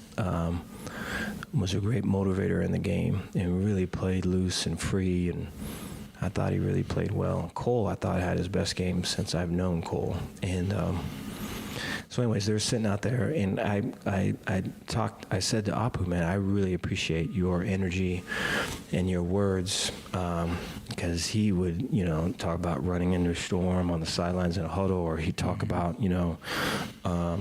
hey, this is us, this is what we're made for this, and this is why you got to love it, and all this other thing. I mean, he goes, yeah, I know. He goes, Coach, I was saying it because I just saw in people's eyes. And I go, I know, me too, man, me too. And then he goes, we've talked about it so much, but I think that's just part, I don't know. I think that's part of the thing. Just in the conference earlier, there was something of, I've been in the meetings, but I haven't really paid attention because I haven't played. I think it's that, and so that, everything's kind of, it's Groundhog Day to us, and that's always going to be the case, and we always got to be able to teach it. But the best teacher, I guess, is the actual thing. And so, if we can learn from other people and learn from those experiences, then I think we can take the shortcut next time and not have to go through what we just did. Is there concern you could lose an edge if the fog, a long trip, a late night back, you lose the game, the incredible atmosphere? Is there a concern that a team can let this linger? I know you should clear it 24 hours, whatever. How do you work on that this week? Yeah, we do. I think Monday is today is a big day for that, and I think I talked about it with the staff. There's a quote by Robert Frost where he says, the best way out is always through. And I think, that along with the best criticism of the bad is the practice of the better. And so it's like, let's be honest about what just happened. And let's, and it's hard to talk about because everyone attaches their manhood and their ego to all of it. And, there's dudes on the team that, in practice here throughout the week, we're just nailing stuff, like full speed, doing it right. And then we get to the game on Saturday, and it was the exact opposite of that. It was like offers, which is difficult to, it's difficult for someone to accept when it's that type of thing, to really kind of see that and look at it and, all be on the same level of all of it and talk about it. I think that's difficult for the ego to accept. And so I think we really have to, be able to do that, and we have to do that well. And I think that'll just continue to build trust and all of it. But that happened with a lot of our young people. Brigham Young deserves credit for this as well, and the atmosphere and all of that. But you made the decision for quarterback one with Blake so you could possibly be more dynamic on offense. Mm-hmm. Didn't see much of that Saturday. Was that Brigham Young? Was it the atmosphere, or was it kind of a combination of everything? I think it was a combination of everything. I think, so BYU's front was very active, and I thought they out hustled us, which is difficult to say. And I thought that, offensively, especially up front, we need to regain our edge. I feel like you could argue that was an issue in the first game, especially in the first quarter or half, and you could definitely make that argument here in this last one. And so I think the ability to keep the focus on the focus, and I think everybody wants to be a champion, but are you focusing on what it takes today to practice and prepare like a champion? I think those things, the process over outcome, are really what's at issue there. Coach Mateos calls it grit, that offensive line, and they got a lot of headlines as well. One of the best offensive line groups coming back. Could there be? It's not that they read the headlines, but could there be a little bit of a kind of a come to Jesus with them? I don't know. I think there's great intention and great belief on our part with them, and I think practices have had great intentionality with all of it. I just feel like there is an edge right now that has to be developed. And so, in my talks with Eric, it was, how can we make our individual period more demanding and more taxing, and how can we make it more, hey, let's teach off the tape. Let's, I think that probably the word would be grind and grit your way through. And we probably have to practice like that more to get some of that more on Saturday. And how can we do that in our individual period? And so I think, anytime that there is, learning to take place, I think the ability to see it clearly and to not, get either yourself in the way or other egos in the way is always the task. And I feel like Eric's got a good grasp with that. People who watch the games, whether they're in the stands or TV, whatever, they can't see sometimes the entire. That's what you guys do. Mm-hmm. Is it harder or is it easier said than done to change a game plan in game or at halftime than sometimes people realize? I remember, that's a good question. I'm trying to, some of this stuff's hard to talk about, honestly, because you never, I don't want to give the impression that it was, especially after a loss, when you have good questions like you just asked, I think it's like,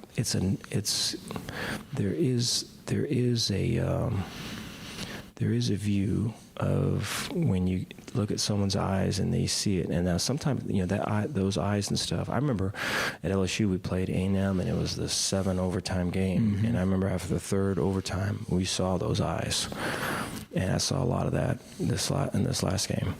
Those same eyes. Confusion or lack of confidence. Probably the bigness of it all. Probably taking cues from outside as opposed to being inside. The inside stuff would be kind of your pace, your rhythm, your routine. The outside stuff would be, I got to prove this. I got to prove to these people that I'm good enough. I have to show this. I have to, big people play good in big games and all this other thing. And so I think it's partly that. I think it was partly, and then I think that brings you down a notch or two. And then I thought BYU played a notch or two up. Yeah. And I think all of it is tied into it. And so I think, for us, again, to be real honest about that, and then to move forward with, if you can call it what it is, and then have the remedy for that, then that's a hell of a day. That's a great win right there after a loss, and so we're hoping for that. A question about the kicking game. Obviously, extra point, field goal. It sometimes, like a quarterback throws a pick, it's not always on the quarterback. Could be protection, could be the route, could be the quarterback. Is that happening in the kicking game? Is it kind of a little bit of everything, or did Isaiah just have a bad night? I think there was a low snap, I thought, when we handled the ball. I think I thought we were able to get it up, and so the start of the down, I don't think affected the end of the down, and so I think we just, that's something we have to be better at. And I think Isaiah is someone that takes all that way serious and works hard at it, and I know in the hours in the day or so after, it's been eating him up, and I know that he is going to be he's going to be better for it. I feel like our ability to hit those things consistently, especially during this next couple week stretch, is going to be a big part of our season. You don't like penalties. Nobody likes penalties. Sometimes they happen. Some of them are just because you're playing so fast. You had extended penalties that extended some of their drives. Are those the ones that frustrate you the most? Yeah, I think, I think there is, I think one of them, I think when it comes to stuff like this, and when I'm in front of the team or talking to any of the coaches about it, there is a temptation to kind of take it personal, and you just can't. It's just so much bigger than that, and I think no one's doing penalties and stuff to say, well, I'm going to show you, or I'm going to not listen to what you're saying. I'm just going to do my own thing. I think, those are stories that we all tell each other in our heads. And I just think like this little thing that I'm talking about right here, we're going to have our whole team do. And they're going to have to apply that same type of thing so that, stories don't get in the way. But I think a lot of it is anxiety. I think a lot of it is trying to be perfect. I think a lot of it is I don't want to let the team down. A lot of it is lack of trust. And so, trust in the technique, trust in this call.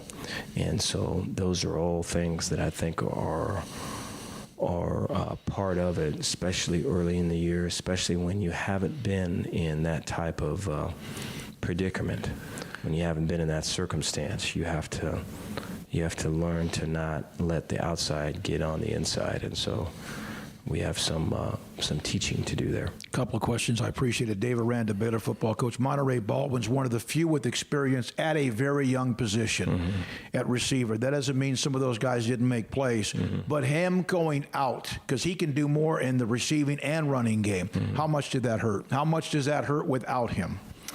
Yeah, anytime you don't have guys that throughout the week take reps and you build around the talent that you have and the personalities that you have, and you try to feature the people that you have. And so when you don't have that, there's always a plan B and a change of pace and a change of plans. But there's a plan A for a reason, and so I think our ability to be more consistent with the drop back pass game and protection, and the accuracy of routes and depth and timing and releases and all of it can help curtail, right, the extended view right now we have on maybe this package for this player or this package for that player. And so I think that's all part of it when you're trying to really hone in on who you are and what you're doing. Before you knew who you were last year, Texas State gave you everything you needed in that opening game. They just won big. They have a running back who had nearly 200 yards. This is the Sunbelt Conference just showed America there are no gimmies. And I can't imagine there's any kind of a thought that this is just is automatic. No, I have a great respect for their staff. I think, particularly defensively, those guys have been, when they're at Tech, they would visit, and, I think I'm seeing stuff on their tape that looks like our tape, here at Baylor. And so I think we've always been real close in beliefs and schemes and all of it. And so a lot of respect for them. And then, just great people on top of it. And then, they compete, they play hard. And you go from the first game to the second game for them. There's a lot of improvement, especially in offense. And, defensively, I think their last two games have been the best that they've played in the last 2 years. You look at the numbers that they've given up the last two games, better than any of the numbers they gave up last year. And so it will definitely be a challenge. You have this amazing, unique way of looking at life, very even keel. Doesn't mean there's no fire inside that belly, because we know there is. How do you clear a loss? How much does it linger with you? And is it something that you just look at as part of reality? No, I appreciate the question. I think, I think you work really, really hard at whatever craft you have or whatever you're doing, and you put your heart and soul into it, and you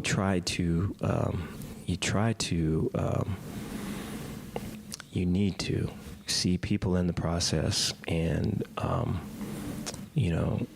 and really kind of take heed of who they are becoming in the process, and let them lead you to whatever potential scheme or tool or technique that's needed at the end of it, and just make it about people and use your people. But I think the time and the energy that you invest is real, and then the preparation is real, and then whatever when you get to a game or any type of competitive thing, man, you do your best, and you don't control the outcome, and then whatever the outcome is, you look at it, devoid of, and this is the part I think that catches people probably is devoid of emotion, and you look at it as this is what we did right, this is what we did wrong. Here are the reasons that lie underneath it. These are the honest motivations. These are the things that we have to agree on and see, and and I think, I don't know, that way has always really kind of served me well. I think it's I can understand that there wants to it would. I think people would probably feel better about stuff if there was the yelling a little bit prior to all of that. Get it out. They'd probably want both. But I just think, I don't know, what I just described is what we're trying to get the players to do, because I think when they bring emotion into it, a lot of times when you're in the moment of an event, it automatically goes negative, because if we're worried about our outcome and the outcome looks like it's not going to happen, then it goes to I'm a failure, I'm not good enough, and everything. And so what we try to get them to not do is look at it that way, but look at it as, hey, what is absolutely happening right now? What is really going on? Like, what they're running this press coverage, and I need to work on my release with this step or this rip, and if I do that, then I'm going to be successful in the route. And what just happened the previous series does no effect on this series unless I do the exact same thing. And if now I have an awareness of what's happening, and so now I'm going to fix it. And so that whole thing is a minefield, man. It gets lost in just the emotion of it. And so, yeah, we'll see. I think the connection of the team, the talent of the team, I anticipate good things coming. Dave Aranda, Baylor football coach on 365 Sports. Thank you to Coach Aranda. Appreciate the access with him. And now appreciate Keith Gill. He's the Sunbelt Conference Commissioner who joins us right now on 365 Sports. Keith, I know you're proud of your conference, but what did this past weekend mean? Well, thanks for having me. It meant a lot. It was a great way for us to tell folks what we already know, which is Sunbelt plays great football. And so to have, those nationally broadcast games with those really kind of storied and certainly traditional, college football powers, and, having our teams go on the road and have those wins, I just think it lets people know, hey, Sunbelt has good quality football, and it really was sharing something with the nation that we all here already know. How important is it also to have that happen after a playoff expansion announcement is made, and the Sun Belt and other conferences in the group of five like you guys have some maybe hope down the line? Yeah, I think to me, it just shows why expansion of CFP is so important. At the end of the day, you look at the NCAA men's basketball tournament and men's and women's basketball tournament, it's a series of game sevens, and one of the things it shows you is that on any given day, if you got to win one game, it's different. You got to win a 7-game series, but if it's just one game, anything can happen. And I think that's what Saturday kind of showed, is that, we just want a chance. We want to compete against the best. We want to have an opportunity to compete for the championship. And it shows that anything can happen when you line up and it's one game on the line. So I think expansion, I think what happened Saturday is just another kind of, just shows why expansion is so important and how much opportunity that creates for teams that now have a better access to the CFP. So, Commissioner, take us through your normal Saturday in terms of just how you're keeping up with games and typically what you're doing. And then this past Saturday in particular, as the results rolled through wherever you were, maybe in person in some of those cases, I don't know. But to see App State, Marshall, and Georgia Southern take down some giants, some legendary programs, whatever you want to refer to, just kind of take us through that day and how it unfolded on your end. Yeah, it's interesting. So I set my schedule back in the spring and figure out, where I'm going to go. My goal is to get to every campus once. We got 14 schools. And so, I've got about 8 or 9 weeks to do it just because of championship. So I was originally, last week, I was going to FIU, Texas State, which was on a Friday. And then I was going to drive over to College Station to be at App and Texas A&M. But they moved the Texas State game to Saturday. And so since that was my campus visit to Texas State, that's where I was Texas State at FIU. And it's interesting, when I was driving to the game, I had the App State Texas A&M game on the radio, on the Aggies radio network, since I was in Texas. And then I had my brother-in-law on the phone giving me the play-by-play of what was happening at Marshall Notre Dame as I was driving from San Antonio to San Marcos. So the Marshall game finished while I was in the car, so I was excited. So I had a great moment with my brother-in-law, AJ, kind of celebrating Marshall's win as we were screaming in the car. And then I got to Texas State. There's probably about 6 minutes left in the App State game, and so I went up to the press box to finish watching that. And obviously, you can't scream in the press box, so I had to be really quiet. But on the inside, I was going crazy. You know, there's nothing more proud than being a parent of children. Is that kind of how you felt about your teams in the Sunbelt this weekend? I was certainly very proud, but, you know, this is like such a team effort, you know. So I think about, you know, the investments our schools have made. So our presidents and chancellors have done a great job of investing in football. Our ADs have done a great job of creating successful football programs, and obviously our coaches and student athletes. So I don't know that I look at it as much as a parent as much as a partner. You know, it's really a partnership, all of us trying to pull in the same direction to get us right there.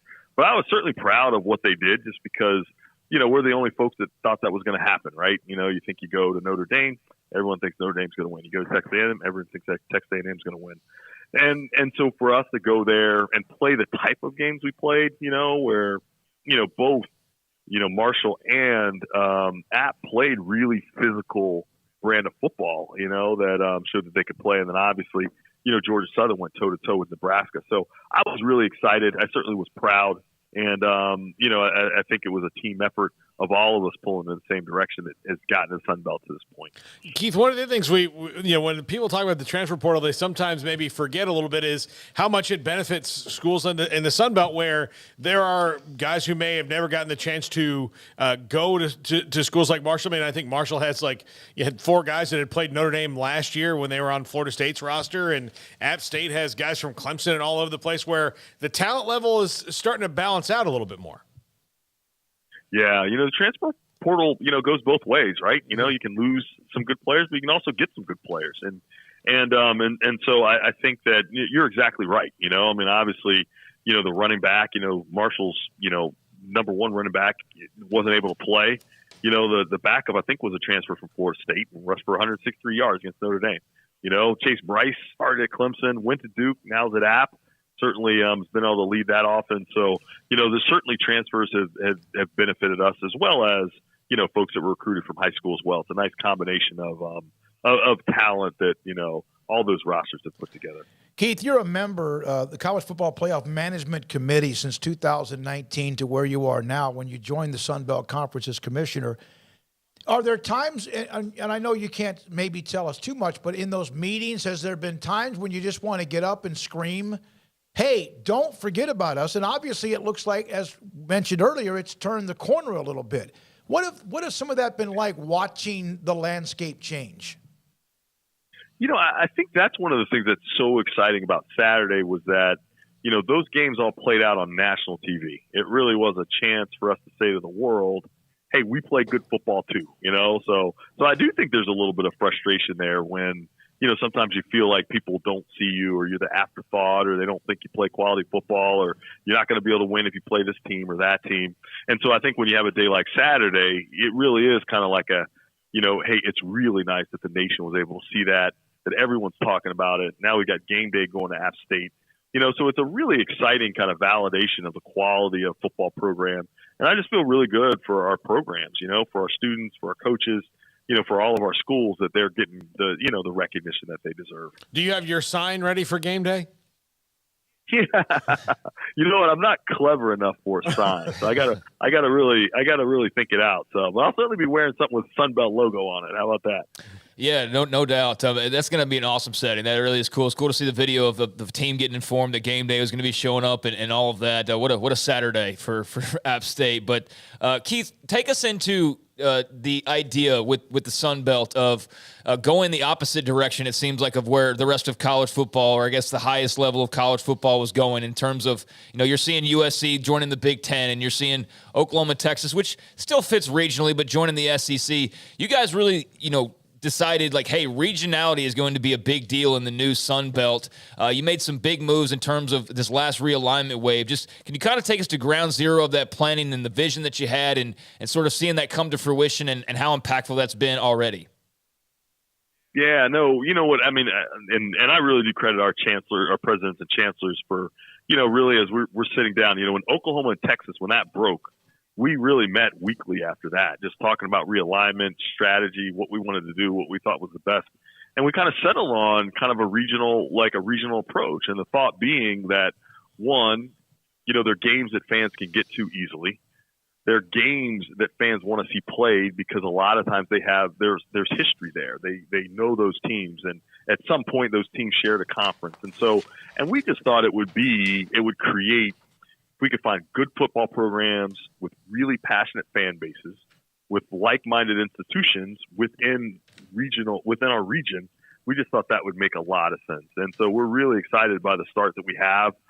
We think it's going to be great. I mean, obviously, if you look at how difficult the Sunbelt East is, that's going to be a lot of fun. I think you see like a lot of improvement in the West. South Alabama's better. Louisiana's off to a 2-0 start. So I think that it's playing out. I think there's a lot of excitement from our fans.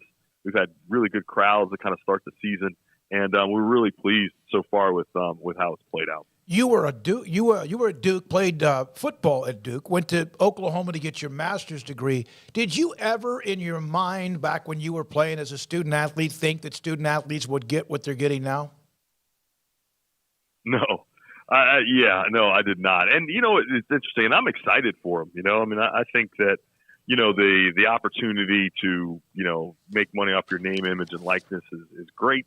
And I think all those opportunities are good. I do think the one thing that I think is important, though, is for me, the degree was so important. Now, a lot of that was my mom. My mom was like, hey, you're graduating from college. I was like, yes, ma'am, I'm a first-generation college student. And I just want to make sure for them that none of that focus doesn't lose them, in the quest for dollars and some of the transactional things that are available to them now. Because at the end of the day, for this to work the way it's supposed to, we need student athletes who get educated and graduate, and that's an important piece. And I don't want like NIL or some of the opportunities they have to distract them from what, to me, is kind of the most important thing. Keith, one more thing from me. You have game day going to App State this weekend in Boone. That's incredible. The kind of attention, as you mentioned, not just the early wins, but then what Georgia Southern eventually did Saturday evening. Can you put a price tag on any of that? I don't think I could. Someone asked me that earlier today, and I'm just like, priceless. It just really is priceless. I mean, that's not, we've had game day before at Coastal in 2020, and we certainly know kind of what that did for their profile and how it helped the league and helped Coastal. It's the same thing, with them going to App. It really is priceless for us. Going back to your earlier question about being overlooked, it's hard to overlook when you're on game day. Mm-hmm. I mean, that's the spotlight for college football. And so we can't put a price tag on it. So we're so excited to have the opportunity and really can't wait for Saturday. Thank you very much. Congratulations. The Sunbelt Conference was the show, and they really were a huge story on Saturday for what they did, and it's not just some fluke. They've been doing that for a while, and they continue to do that. Keith Gill, commissioner of the Sunbelt Conference, with us on 365 Sports. Think about what they've done. Virginia Tech, Old Dominion was another one earlier. Texas State's in the Sunbelt. They come to Waco Saturday. Not sure what's going to happen, but they're in the Sunbelt. Jake Spavital joined us earlier in the show. He mentioned Coastal Carolina. Yeah, that's how I first heard about them. Oh my goodness, what are they doing? And kind of keep up with the wins along the way. Fantastic weekend. And it was one after another, with beating some of the most tradition-rich programs, especially with Nebraska and Notre Dame. At the very top level of, like, high top 5 or 10 level of wins and all that other stuff, national championships, and then beating a team in A&M that's been getting a lot of attention, and now they have to wonder what the hell's going on down in College Station. Yeah, what the hell's going on down in College Station, Paul? Oh, well, our resident A&M expert. I'll tell you, as the Jimbo Fisher expert, the same issue that came up towards the end of his tenure at Florida State has come up. Offensive line? No, not yet. The first one was, Jimbo, you've won the national title. Like, how much do you want to call plays in an offense that hasn't really changed that much? And look, they almost lost that national title game because he refused to change his signals.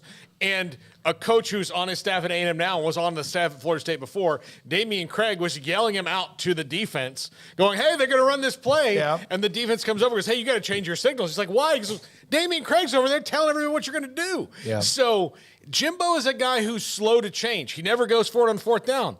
Didn't go for it on fourth down this week when they could have used a shot in the arm. He's going to be slow to change. He really likes. Think they would have made it? Well, I don't know, but he's slow to change on quarterbacks. It's one of those things he's going to have to change. I actually have a top 5 about it for tomorrow. Okay, but it's very similar what's going on. They have 2 guys that make plays, right?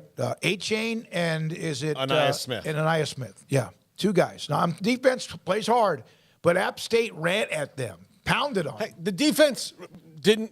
It was a weird stat. I read a great column about it. The biggest thing was the defense was 2 of 9, but App State was 7 of 9 on third downs. That was the telling stat of the defense. They only gave up 17 points. I mean, if you give up 17, but when the game was on the line and you needed to stop, App State just grinded right on. And I think they were gutted. Like, that was the defense being gutted by the offense. They only scored 17 points because they didn't have the ball to score more than 17 points, in a lot of cases. App State just grinded it. Well, I was like, App State, the defense only gave up 17. It's 17-14 was the final score. Let me tell you something. And one of those touchdowns for A&M was A-Chain taking it in his own hands on a kickoff return and going. I know he's got a massive contract. I understand all of what the momentum supposedly is and what they've done with those classes and all that. Someone wrote this late Saturday afternoon or evening. You think some of this stuff that some of these other teams, again, you still got to go out and play the game. The amount of chip on the shoulder that's always going to be there for schools out of the Sunbelt or smaller conferences or even smaller teams. You think there's a little extra edge because most of them aren't getting a dime and they're playing they love the game? Is there a chance that those who are getting something have lost a little bit? I'm not saying, but just a little bit of an edge that people who are getting paid play and get it. Great that they are, but there's a little bit of an edge there. Well, at Texas A&M, you're paying guys who haven't done anything yet. So, I mean, if they're more concerned about making money than winning games, then yeah. And if they've already started to make money, then maybe that drive to win. The reason the NFL kind of works how it does and guys play up to a contract is that the better you play, the more money you're going to make at a certain time. And then sometimes when guys get that money, they get complacent, right? Because they finally hit it big or they've gotten older. Well, if you get it before you even had to play to earn it, then you're creating an inverse ratio there that's not very good. I don't know how much that's effect to it. I think part of it is just A&M's quarterback's not very good. Their offensive line didn't play very well the other day, and their play calling is getting out of date. I think it's more that A&M was overrated from the jump, and that App State's a really good program who's done this before. And the other stuff I'm sure played into it a little bit. I'm sure that there are programs that are facing some of those issues, but I don't think that that's ultimately why. It's just a part of the reason why that they lost that game on Saturday. But no, I default more to App State's a really good team that plays a brand of football that's tough when you allow them to play their brand of football and not get the football enough and not execute when you do have it. They went into College Station and did their thing exactly the way that they planned to do it, and A&M could not stop it or have any answer for it. And you give just App State a ton of credit for that. And yeah, Jimbo deserves to get dragged a bit for this. That's inexcusable, that loss. I don't care what App State's done. I don't care about the Michigan game years and years ago.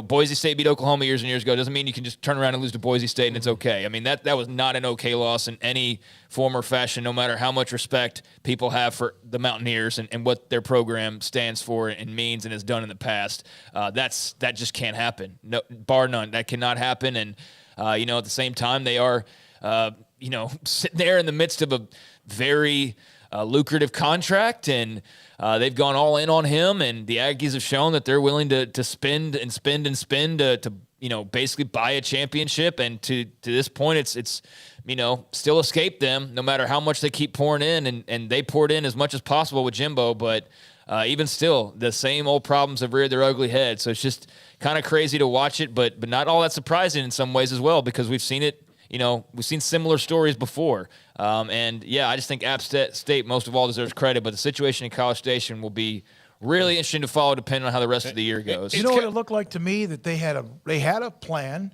and they executed it, not all the time. The night they could have lost. They had a plan. It looks like they're having fun playing the game, and they're damn good. They're not afraid. Yeah. Those schools are no longer afraid. Now, that may be different if you go into Tuscaloosa, maybe Athens or a couple other places, even Norman. But a lot of these schools are no longer afraid to play anybody. No, they're not. I think it's also interesting. Somebody had asked Jimbo Fisher kind of randomly if he could ever see himself coaching back home in West Virginia, and he said, never say never. Home is home.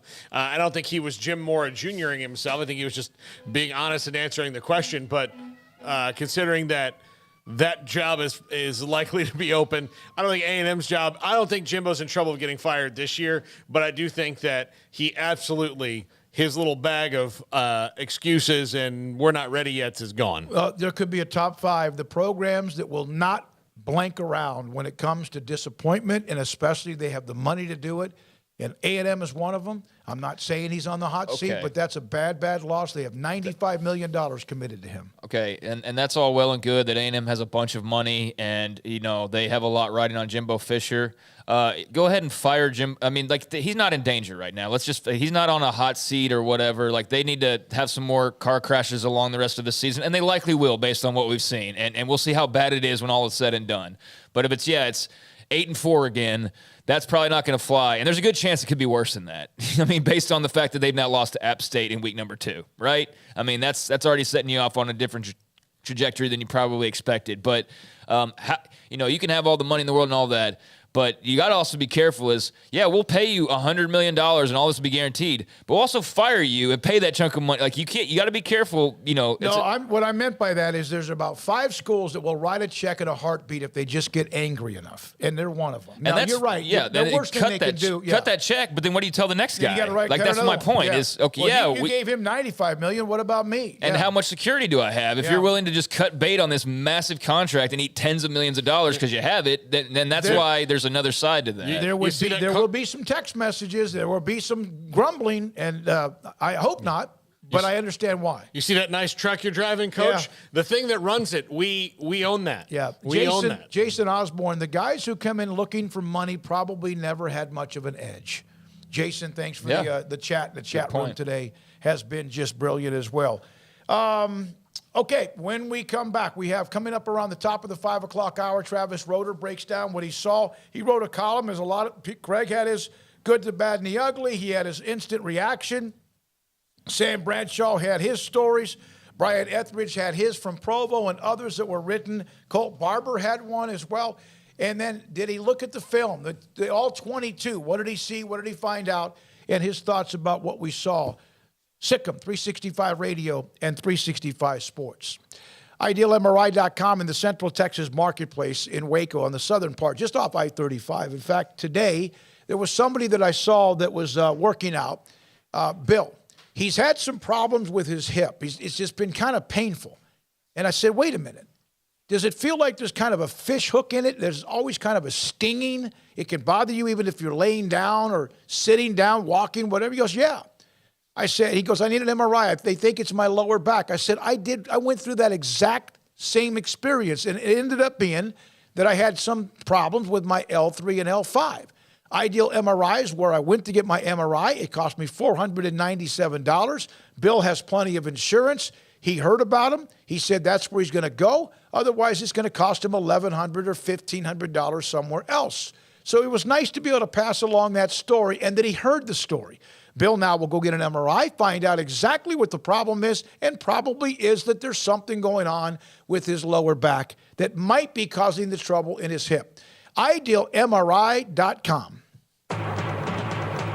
Looking for an SUV designed for every adventure? We've got exactly what you need at Allen Samuels in Waco. Stop in today to get your new 2022 Wagoneer. Save big on Series 2 and 3 and get the low APR of 2.9% for 72 months. Plus, you receive $3,500 Conquest bonus cash. Plus, first responders receive an extra $500 off. Drive away in the original American Premium SUV from Allen Samuels in Waco. Come by. Let's be friends. Hey, this is Bryce Petty, former starting quarterback and two-time Big 12 champion, and I know firsthand the importance of being in top shape both on and off the field. So listen up, men. If you're feeling beat down day in and day out and looking for that high-performance edge that separates the men from the boys, then look no further than the Petty Clinic Low T in Waco. Petty Clinic is a comprehensive men's healthcare clinic with an atmosphere catering to men. Board-certified Dr. Kent Petty has a special interest in offering the highest quality medical care to men of all ages. Some of the services offered include screening and treatment for low testosterone or thyroid, infertility, high blood pressure, diabetes, high cholesterol, sleep apnea, while offering comprehensive wellness exams and complete men's health lab panels. High performance men, remember, it's not just a Petty thing. This is Bryce Petty, encouraging you to reach out and Google search Petty Clinic Low T or go to pettycliniclowt.com and get your complimentary lab screening today. Do you or your kids get nervous about going to the dentist? Stonewood Dental, Dr. Steve Childress, he can help. I've spent a career taking care of patients who as children had bad experiences, and now they're adults that hate going to the dentist. If I get a kid at 3 years old and they come every 6 months and it's a happy experience, it's normal for them. Now they have an accident at 6 or 7 or 8 at school. Now they have a broken tooth or a trauma, and they have to come here. They're used to lights, they're used to water in their mouth, they're used to experience, they already trust us. It's amazing what we can do with that kid without it being a negative thing. But if I see a 6 or 7 or 8-year-old that's never been to the dentist, and now they have a trauma or an unfortunate unexpected toothache, it's harder to do that for that kid and it not be somewhat of a negative experience. So bottom line is I try to teach kids and adults and teenagers and everybody the way I'd want my family treated, which is where it's a necessary part of life. You just take care of it. It doesn't have to be that big a deal. Learn more, stonewood-dental.com. Parenting is full of surprises. You never know what to expect. So after our son was born, I called my Texas Farm Bureau insurance agent to set up a life insurance policy in case something happened to me. Sawyer is now 2. And we'll soon have a sister. There's no one else I would trust with protecting my family. Stop by and see our agents at one of our 3 McLennan County locations. Coverage and discounts are subject to qualifications and policy terms and may vary by situation. Camille Johnson Realtors guide you seamlessly through the process of buying your dream home or selling your current one. Commercial, farm and ranch, or residential, Camille Johnson Realtors can smoothly and successfully lead you through any transaction. With a team of 28 experienced agents who are excited about serving you, Camille Johnson Realtors services the entire greater Waco area. If you're in the market to buy or sell, contact Camille Johnson Realtors, 104 Midway Center in Woodway, or find them online at www.camillejohnson.com. Camille Johnson Realtors, elegant, charming, warm. Welcome home. Stepping into a new pair of boots is great, but stepping into the boots of a U.S. Army officer can also add confidence and leadership skills to your son or daughter's career path. There are more than 150 occupational specialties to help them find the best fit for their future. See all the things your son or daughter can achieve in our boots at GoArmy.com. U.S. Army Waco Recruiting Company, 254-598-8131 or 254-776-1543. Welcome back to Sikkim 365 Radio. Shaping into the end zone, room service.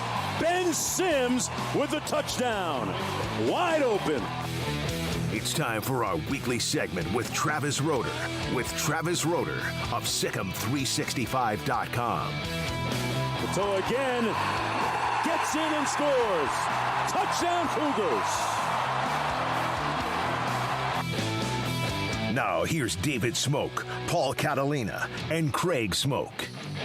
All right, here we go, this 5 o'clock hour. We will discuss Dak and the Cowboys and their ugly, ugly performance and his injury with David Hellman in about 35 minutes or so. Travis Roeder joins us, Sikkim365.com football analyst. There's a Ben Sims highlight. I didn't know if that was what Paul was going to play or not. Did they get away from him too much when they did get down inside the red zone or especially in overtime? I don't think so, but I think they used him well in that game. And honestly, he blocked really well in the run game, and that run game was working for them there at the end. They just had a few penalties and a holding call that went against them that kind of mucked things up there at the end. How concerned should fans be that they don't have the horses at the skill positions? Well, I mean, I think that's a presumptuous question, Paul. I mean, I don't know if they don't have the horses. I think the horses just don't have any experience yet. I really liked what I saw from Squirrel in that game. He only had 3 touches in the first half, and I think it seems very clear that, they probably didn't have a pitch count on him in the first half. But, because I think he ended up with 17 touches, but only had 3 in the first half. So I think it was kind of very clearly second half of that game, they were like, look, whatever we were trying to do as far as limiting his touches, we got to give him the ball. And I thought he looked really, really, really good. His numbers obviously would have looked even better if that 20-yard run of his was able to stand. That got wiped out by the holding call, which didn't even impact the play. So I know that's running back. Wide receiver is another question. Again, I just think that was a pretty unique environment. Not a ton of snaps. And I think Aranda talked about it in his press conference today about how, there wasn't really one area of the offense. It wasn't just the wide receivers. It was, on one play, it would be Blake Shapen just kind of not seeing the field well. The next play, the protection would break down. And then the next play, it would be a wide receiver at fault. And it doesn't take too many of those instances for the whole offense to kind of get thrown out of whack. So I think it was a kind of a one-game experience. We'll see if they grow from it. We saw how much this team grew throughout last year. Something I've mentioned many times when I've been on here is that college football teams are never the same in September as they are in October. So it's just something to watch. If they still look the same in 2 or 3 weeks from now, that's cause for concern. But at this point, I think you just look for growth. Travis, you talk about the hyper focus and the things that come with that. Obviously, after a game like that, Blake Shapen was a target for plenty of people out there and his level of play. What did you see exactly on Saturday night? I mean, BYU deserves a ton of credit. I think we can all say that. But in terms of what they did, what did you see? What do you think he learns from it? And was there anything that lingered with you as a potential concern that could be a concern again moving forward? Yeah, I mean, I try and never mince my words because I think for your, when you're analyzing a player, for your praise to mean anything, you need to also be negative when there's negative out there. Sure. And Blake Shapen has certainly earned a ton of praise throughout his Baylor career with what he's done in the few games that he's played. But that was flat out not a good game from him. And I think he would tell you the same thing. It was something I talked about before the season. Whenever you have a first-year starter, you know that you're going to have a couple of clunkers at least. And, you just had to hope that Baylor was able to survive those. Baylor almost was able to survive him playing a poor game. And it wasn't just quite enough. That doesn't mean he was all bad. But I think my mind really kind of goes to a couple of main things. For one, as I mentioned with the passing game as a whole, I think you kind of clearly saw that the moment, I don't want to say it was too big for him, but like, Aranda talked about you being able to see it in players' eyes. And I feel like even from the broadcast, like when they would, zoom in on players' faces and stuff, you could tell the moment was just very, very big for a lot of these guys. Mm-hmm. And whether it was the frustration for not being able to hear the play from the sidelines or get it communicated to his teammates, all that kind of stuff, I think that kind of wore on him. There was also just sporadic protection issues to where it created an issue where, it only takes a few times for the offensive line or the tight ends to bust the protection for you to start, having your mental process sped up even when you don't need to. So I thought that kind of created an issue in that game to where a couple times the protection was bad. And then most of the time the protection was good, but he was kind of acting like, getting out of the pocket or not making his reads properly because his clock was sped up. So that's something I want to see even in this Texas State game. I want to see how he acts in the pocket because I think he needs to get that really good pocket presence that we've seen from him previously back. Because you can't play quarterback if you're kind of looking to escape the pocket and not trusting your protection. So I think that's something they need to refocus on this week, because you're not going to hit big plays downfield unless you trust the system around you to kind of give you time to make the throw. All right. So, and I read what you put up after the game Saturday, and there's easy this. Why aren't they doing this? I asked the question about Ben Sims. I do wonder whether they got away from him, especially whenever they were down in the red zone. But it's a lot easier said than done. And I asked this of Dave Aranda today. Well, why don't they change the game plan? It's not. Yeah. It's really much more difficult than people think. It doesn't mean you can't tweak it, but to change it or whatever in game or even halftime is not. It's not just like real simple. Yeah, I mean, I think it helps. It helps fans to think about how this process happens, right? So. Again, I know a theme that I've hit on many times since I've been on with y'all is the fact that college football is so unique in that coaches have a very limited amount of time with players. And so think about a week of prep for this game. I mean, you've got a couple of full practices throughout the week, and then you usually have like a walkthrough. And then there's meetings, and that's about it. So, I mean, you really basically have 1 or 2 days to kind of prep a game plan, a few days to practice it in practice, and then you have a walkthrough, and then it's game time. And so what that means is, this isn't Madden. There's not just like a 300-page playbook that you can just kind of select any play you want on any different situation. Just to take one example, I mean, you could draw up something, but think about it like this. Be like, okay, the defense is doing this. I want to draw up this special play to take advantage of it. Well, the first thing your kid's going to ask is, well, where do I line up? How many steps do I break off my route? What if the defender does this? Like, what do I do? Think about your playing days for anybody who plays football. It's not, you can't just draw something on a whiteboard and then expect kids to execute it, because there's so much minutia and detail that goes into executing these things. And so, yeah, I mean, I think that's where the difficulty lies. It's one thing to criticize a game plan and say the game plan didn't work, but I think I've seen too much criticism along the lines of, well, they should have just adjusted on the fly. And yes, great coaches are able to adjust, but it's always kind of a tweaking of things. It's never a wholesale change of things mid-game.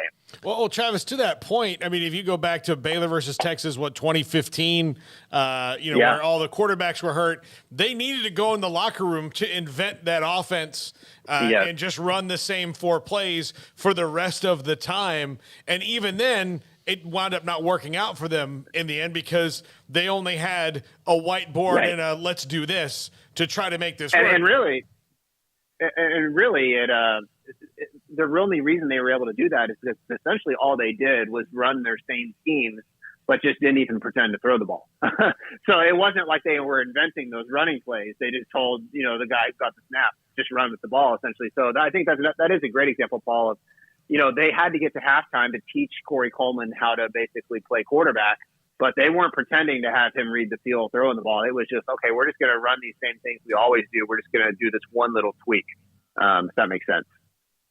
Travis, I know we got a lot of BYU fans listening. What's the biggest compliment you can give to them coming out of Saturday night? Oh, well, I think of 2 main things. First of all, Jaron Hall is a dude. I mean, like, he is. I know I've seen him mocked in the first round. I was looking at some more mock drafts this morning. He's getting pretty consistently rated around the 2nd or 3rd round. And I think after this year, remember last year was his first year starting. I think after this year, if they go on to have the kind of year I think they're very much capable of finishing with 1 or fewer losses, he's very much going to be a guy that probably won't get drafted above CJ Stroud or something like that, but he is a full on dude. The other thing that impressed me is, ESPN was really hammering home the storyline of how BYU felt kind of, embarrassed physically after last year's game, where Baylor kind of pushed them around. And I think a lot of Baylor people, myself included, took for granted Baylor's ability to control the line of scrimmage in this game. And it was a beautiful reminder of what makes football so great. Football is all about attitude. It's all about culture, and it's all about mindset. Those were the same dudes that got their butt whipped last year in Waco. And they showed up that night and said, we're not going to let that happen again. And it showed, like, those guys on their defensive front, especially, again, the same guys that got pushed around last year, they were flying around, playing hard, making plays. That linebacker, number 31, Tooley, I believe is his last name, was a stud. I think that's a testament to Scott Frost couldn't do that at Nebraska because he didn't have the culture and the ability to kind of manifest that within a team. So I'd be very happy as a BYU fan with Sataki as my head coach, because I think you're only able to produce that kind of year-over-year change and physicality, mindset, toughness, culture, all that kind of stuff when you've got the right person at the helm of your organization. It was a very impressive performance by them. Travis, in terms of maybe a player or two, who do you think grows the most from, I mean, Blake Shapen seems like an obvious, but maybe even some guys on defense. Who do you think grows the most from that experience on Saturday night? Oh, great question. I think Seth Jones is a good one. I think it was a case where, again, we talked about how Baylor needs guys to step up at wide receiver. He played a lot. He made a few good plays, but I also could notice a couple of errors that he made. He's a guy who's physically as talented as it gets, and Baylor's going to lean on him. I mean, they tried to hit him on that first play of the game when Shapen nearly threw an interception on the first play of the game. But he's a guy that comes to mind because they continue to play him a lot, and he's very, very talented. But I think he's one of these guys that, he's a sophomore and basically never played before this year. So I think he's a guy that I want to see grow from this experience. And then, on defense, I think I'd have to go, with that cornerback room in general. Yeah. I think that Loretto Johnson and Mark Milton actually played pretty well. But that kid, Chase Roberts, their wide receiver, was obviously a very good player. And they had a few moments of lapses, and that's really all it takes in a game like that. I thought they played very well, but they're going to need to improve their play by, marginally improve their play throughout the year. And I liked what I saw from them, but that's an area where you could expect to see some improvement and some growth as they gain more experience. Travis, thank you. Appreciate your time. Travis Roeder writes columns, analyzes football before, during, after games as well. A couple of on the text line. We have to come back break. Oh, we got time. Text line, Matt in D.C. Make the extra point, you win. Reduce penalties, you win. Embrace the noise, you win. Young players now see what crazy environment is. Hopefully can handle better now in the future. That's just one text we want to read two or three others. No, I know, but I do think that there probably are some BYU fans tuning in today wanting it to be oh man, I can't. But it's really not, because I think everybody in this room is like, hats off to BYU. They played the better game. They were the better team. And man, that was a ball of knives that Baylor had to deal with, from the crowd to the late night to the team they played and all that came with that. And they're only going to be better for this. I truly believe that this is not a good loss. It's a bad loss. It was an ugly loss, but it's going to benefit them, I think, in a variety of ways moving forward. I really do. Yeah, there's losses where you... It needs to. Because it has to. Yeah. Oh, yeah. There's losses where you embarrass yourself, like Texas A&M did. Yes. And then there's losses where you just the other team's good, and is there's this tough any factors comparison to losing the way they lost in Stillwater a year ago? It feels very similar to me. Yeah, Stillwater. It feels somewhat similar, but that was also a veteran group that was able to come together. They don't have the Jalen Petries and the Terrell Bernards and JT Woods and all those guys right now. But I do want to go back to the extra point.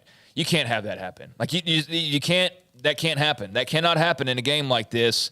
You get the touchdown finally after just having to scratch and claw to get points, and you get points, and you turn around and miss the flipping extra point. And you can't do that. And then they turn around and just stuff it right back down your throat. Yeah. And they're back up right before halftime. That was a crucial sequence of events. And as soon as he missed that extra point, you just felt the air go right out because, it was a short-lived celebration. It's an 8-point swing if you think about it. It's an extra point, and then you give up 7. And I didn't get a chance to ask Dave Aranda this, and I probably should have in the media session. I try to save different questions for when I sit down with him every other week.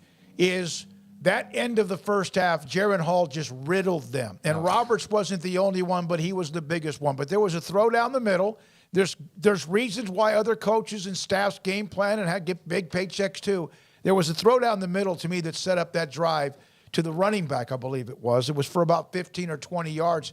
But the penalties at the end of what would be third down, no matter who you are, extending drives was also something, and you can tell that really bothers Dave Aranda, as it should. Somebody asked this question about Brigham Young. If you took who they had, and this is not propping them up, they don't need that. They were really pretty good last year. But if you took the resume of who they had coming back from last year, and including Jaron Hall with what he is, and we're going to find out even more, and we are. Well, he's their best player. If you took the 16 of 22 starters coming back, and who was coming back, and you changed the logo. I'm in this logo thing now. I know it may sound a little bit stale. Change the logo and put one of those top 8 to 10 logos on their resume. Where would they have been ranked to start the year? We all know the question. They would have been top 10. Top 10. I mean, and earned that too. And there will be a bunch of dudes who could not care less about BYU that will talk them up and want your attention this week. And that's what you get. You get that extra attention, just like the Sunbelt teams are getting that extra attention this week. And so they'll get some of that respect now, because now they've won a game like this that you can't deny. A top 10 win, double overtime. I mean, and just how they did it. I don't know how many of the people out there were watching that game that late, because, man, I was struggling, and I'm a night owl. I'm the night owl, and I was struggling to watch that game by the end. But, I mean, the way that they played so physically and nasty, and just how good Jaron Hall is from when we last saw him a year ago. I mean, I saw him get better as the season went along last year, so it's not a shock, but just to see him out there making some of the throws he did, there's a lot to like about this football team. I mean, there really is, and kudos to Chase Roberts for stepping up big when you lost a couple of guys that you've relied upon pretty heavily. That was a pleasant surprise for me, unpleasant in some ways because it came at the cost for Baylor. But yeah, nothing but great things to say about how they approached the game, how they played the game, and how they finished the game. Look, they have Oregon this week, which I don't think anybody thinks that Oregon's going to be able to muscle up with them after what we saw. And we'll see. Oregon can well, it's at Autzen. I mean, they're a top 25 team. I definitely think BYU wins this game, but I don't think that it's a foregone conclusion necessarily. But yeah, I would think that BYU can go win this game. Absolutely. And they still have games against Notre Dame and Arkansas. That Arkansas game will be a slugfest. I mean, yeah, the Arkansas game was slugfest. I was just thinking like Bo Nix against that BYU defense. After what we saw Blake Shapen with big eyes, like it won't be as bad in Autzen at home, but good thing he's coming off a better performance because you'd be really worried if not. I'm not. I don't know how many were able to actually listen to the interview with Dave Aranda, but one of the things he said, a couple of different words. He used the word trust. He used trust two or three times, and I think that's part of them being young and yet inexperienced, and even though some of them have been around a while, and you kind of get the impression that that's not that it's not a tight team, but there needs to be a little bit more of that. Make some plays. You come out of that game with a win. Other than the win-loss record in your ranking, which would be up to 6 or whatever, do you come out of that game if you win and listen? I kind of feel that they've got a few guys that nothing like anyone arrogance or entitlement. They surely don't have that ability or need to. I get the feeling that maybe this team, they didn't need to lose the game. I hate that. That might have been good for us. No, it wasn't. But you wonder, would they listen or would they move forward any better had they won the game in double overtime? I don't know. Kansas with a huge win, Big 12. Huge win. Just what a great way to win a game. And a tough loss for Neil Brown at West Virginia. Well, and he was on a hot seat anyway, and even if Kansas is way better, like Kansas could. They are. Yeah, I mean, I'm talking about way better than we even think they are. Like, even if they wind up going 8-4 this year and really shocking the world, which I don't think is going to happen, but even if they're way better, losing to Kansas is not good for Neil Brown. Losing to anybody is not good. Losing at home to Kansas. No, that might look a lot better by the end of the year, for sure. But, I mean, it's not even – like, you can chalk it up to Kansas is getting better. They certainly are. But you're at a point now where you're Neil Brown where it doesn't matter. Like, you just got to get wins, and you got to get wins where you can find them. And that was one of your best bets on your schedule, because I don't think that suddenly you turn around and everybody's like, well, no, they'll get the win over Baylor and they'll beat Oklahoma. And, I mean, like, where are the wins coming from? The most winnable game you would think on paper, at least, and it may not be the most winnable game in the Big 12 anymore. There might be some other teams that are worse than Kansas. That's very well possible. But, certainly that's one you circled and went, yeah, well, at least you probably can win that game.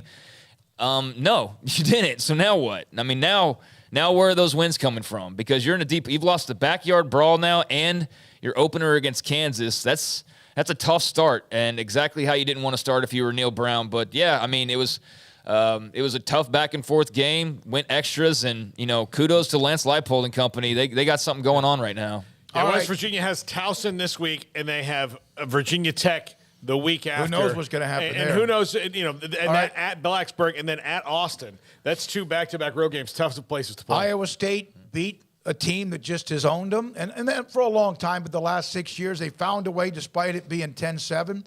Kansas State, I wondered about this one. I thought Kansas State would win, but they drilled Missouri. That's a great win. I want to go back to Iowa State. That's a great win, finally, for Matt Campbell and company. I just hate that they get that and they automatically turn around just even later that night, and it's now Campbell and Nebraska talk. I mean, that situation sucks, man. Like, we dealt with it with Matt Rule. Yep.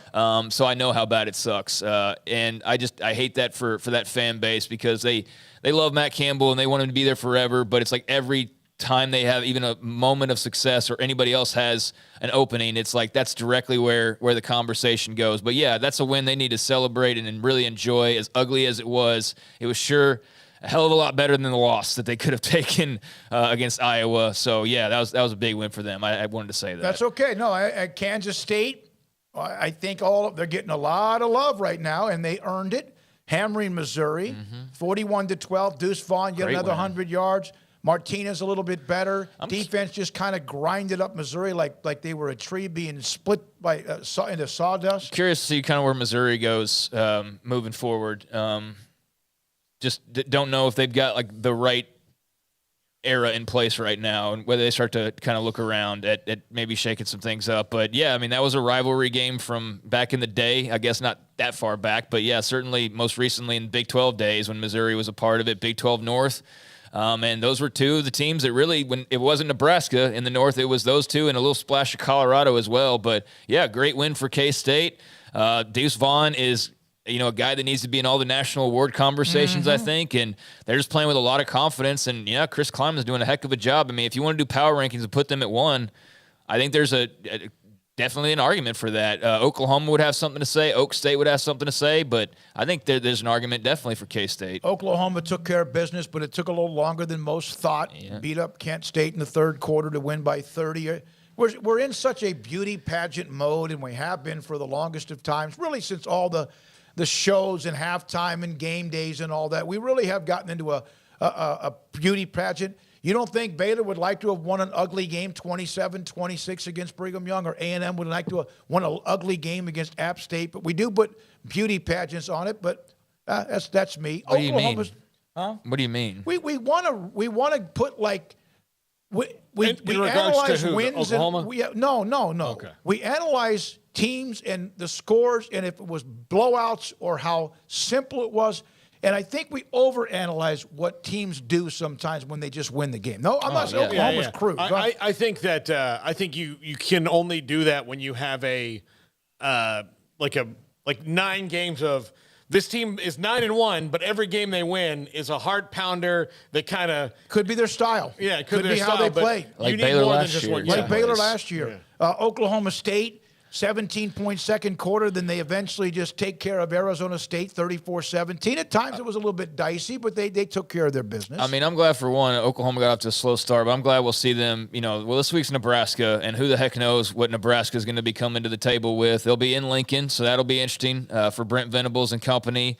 But yeah, their matchup with K-State here in a couple weeks will really say a lot about Oklahoma. But this Nebraska game will be interesting just because of the little wild cards from being on the road and what that crowd will probably be like, really wanting to rally hard for Mickey Joseph and just, the different feel in that locker room for the Huskers. But yeah, I don't think we know quite enough about Oklahoma just yet. Oklahoma State stumbled here and there, but Spencer Sanders is having himself a heck of a year. He's going to be in line if he keeps playing this way for a lot of the award talk, and he's really leading them in a major way right now. Texas Tech and Houston. Now, this thing has so many so many storylines. But to me, if you're Houston and you battled all the way back from down 14, 17-3, and you had the game and you were leading in overtime, it's 4th and 20. And what a conversion. Texas Tech converted. I was like watching that play, and it made it look easy. I mean, they made that 4th and 20 look like it was like 4th and 3 or 3rd and 7. It was just so easy. I wanted to throw up for Houston when I saw that play. That was ridiculous. All credit to Texas Tech, but that made me want to throw up. You gave up a 4th and freaking 20 at the end of the game like it was a 1st and 10. Yeah. I mean, it was... Yeah, man, I just felt sick for them. But give Tech a lot of credit. Was Donovan Smith really named Big 12 Offensive Player of the Week? Yeah, I don't know about that, guys. He had big numbers, but at the same time, he threw 3 interceptions. One of them was deadly. A bigger number than his touchdown number, passing wise. His quarterback ranking was 34. He scored the game-winning touchdown on the run. I mean, he's a very good player.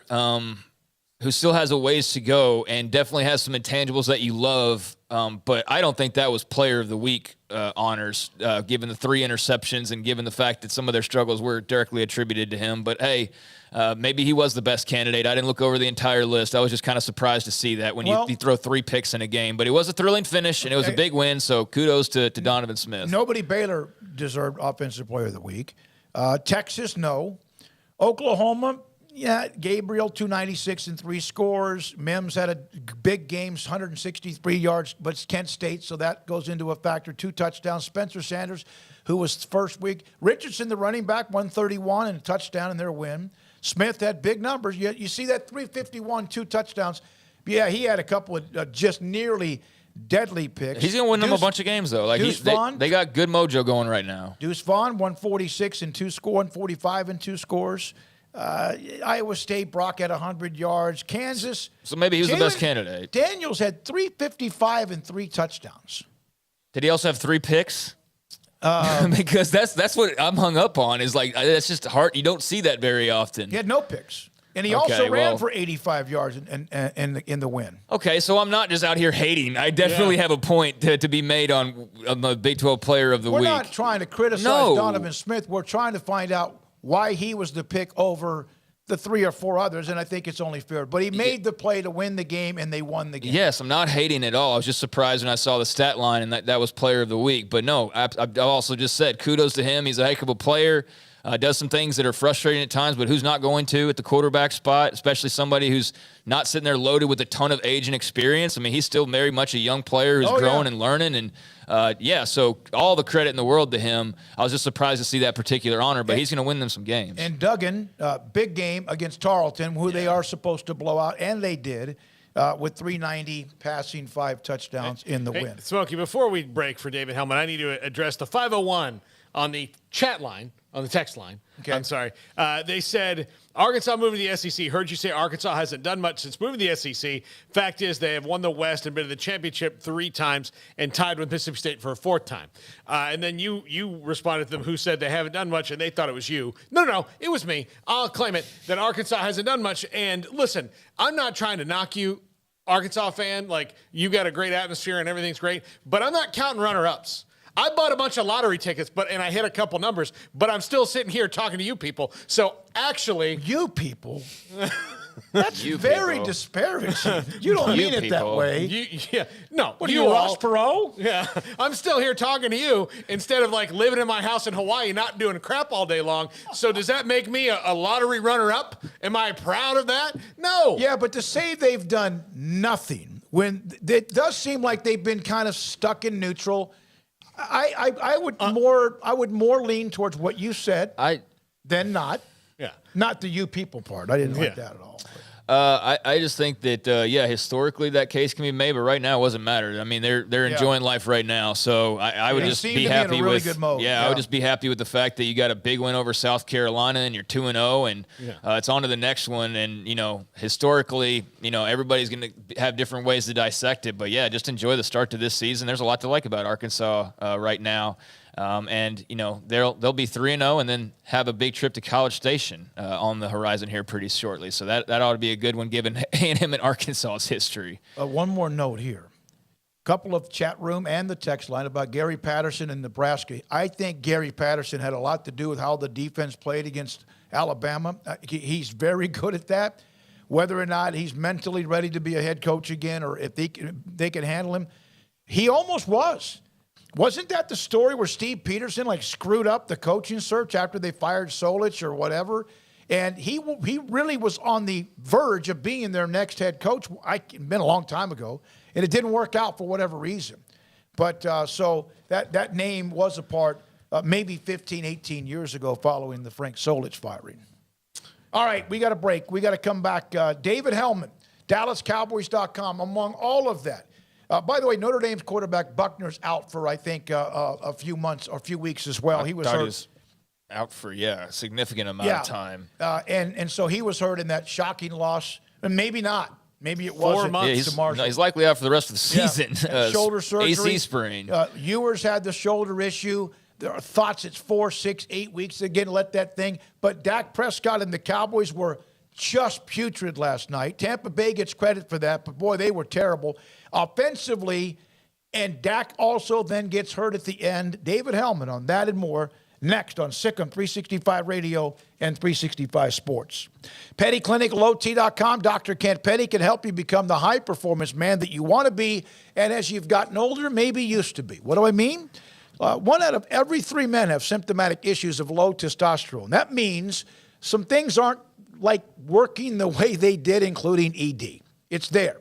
It might just be purely your sex drive overall and the passion. It could be your energy. It could be your lethargic. It could be your sleep habits. It also could be that, you've had some body gain weight and you do have a decent diet and you exercise. It's part of the deal with testosterone levels dropping.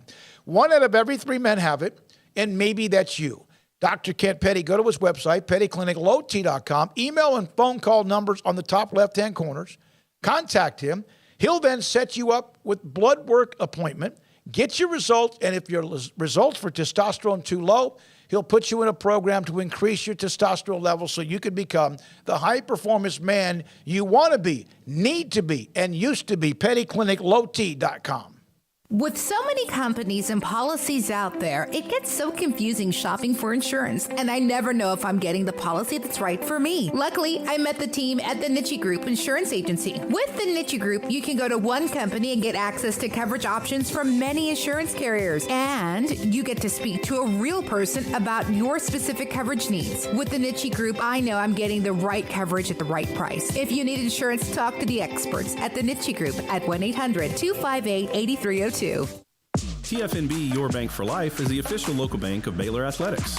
Find out why more Central Texas are making TFNB their bank for life. Sign up for our Edge checking and savings accounts to earn interest or cash back. With 5 convenient locations and an award-winning mobile app, banking has never been easier.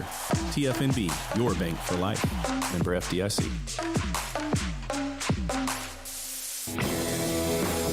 Hi, I'm Mark Stewart with Bird Collision Ford. It's that time of year. It's football season, and BK Ford is a proud supporter of the best high school football teams in Texas, right here in Central Texas.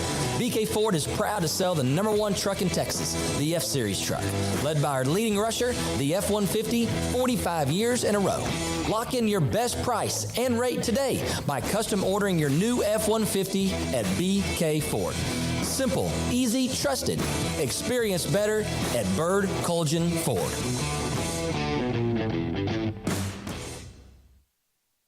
One size fits all. That may be all right for an adjustable belt or cheap sunglasses, but when it comes to your financial needs, no one wants a one-size-fits-all strategy. Ben Erlinson, your Edward Jones financial advisor, knows that his most important goals are yours. That's why he takes the time to understand your needs, knowing you. That's how Edward Jones makes sense of investing. Ben Erlinson, 100 North 6th Street in Waco, 254-759-8533. Edward Jones, member SIPC.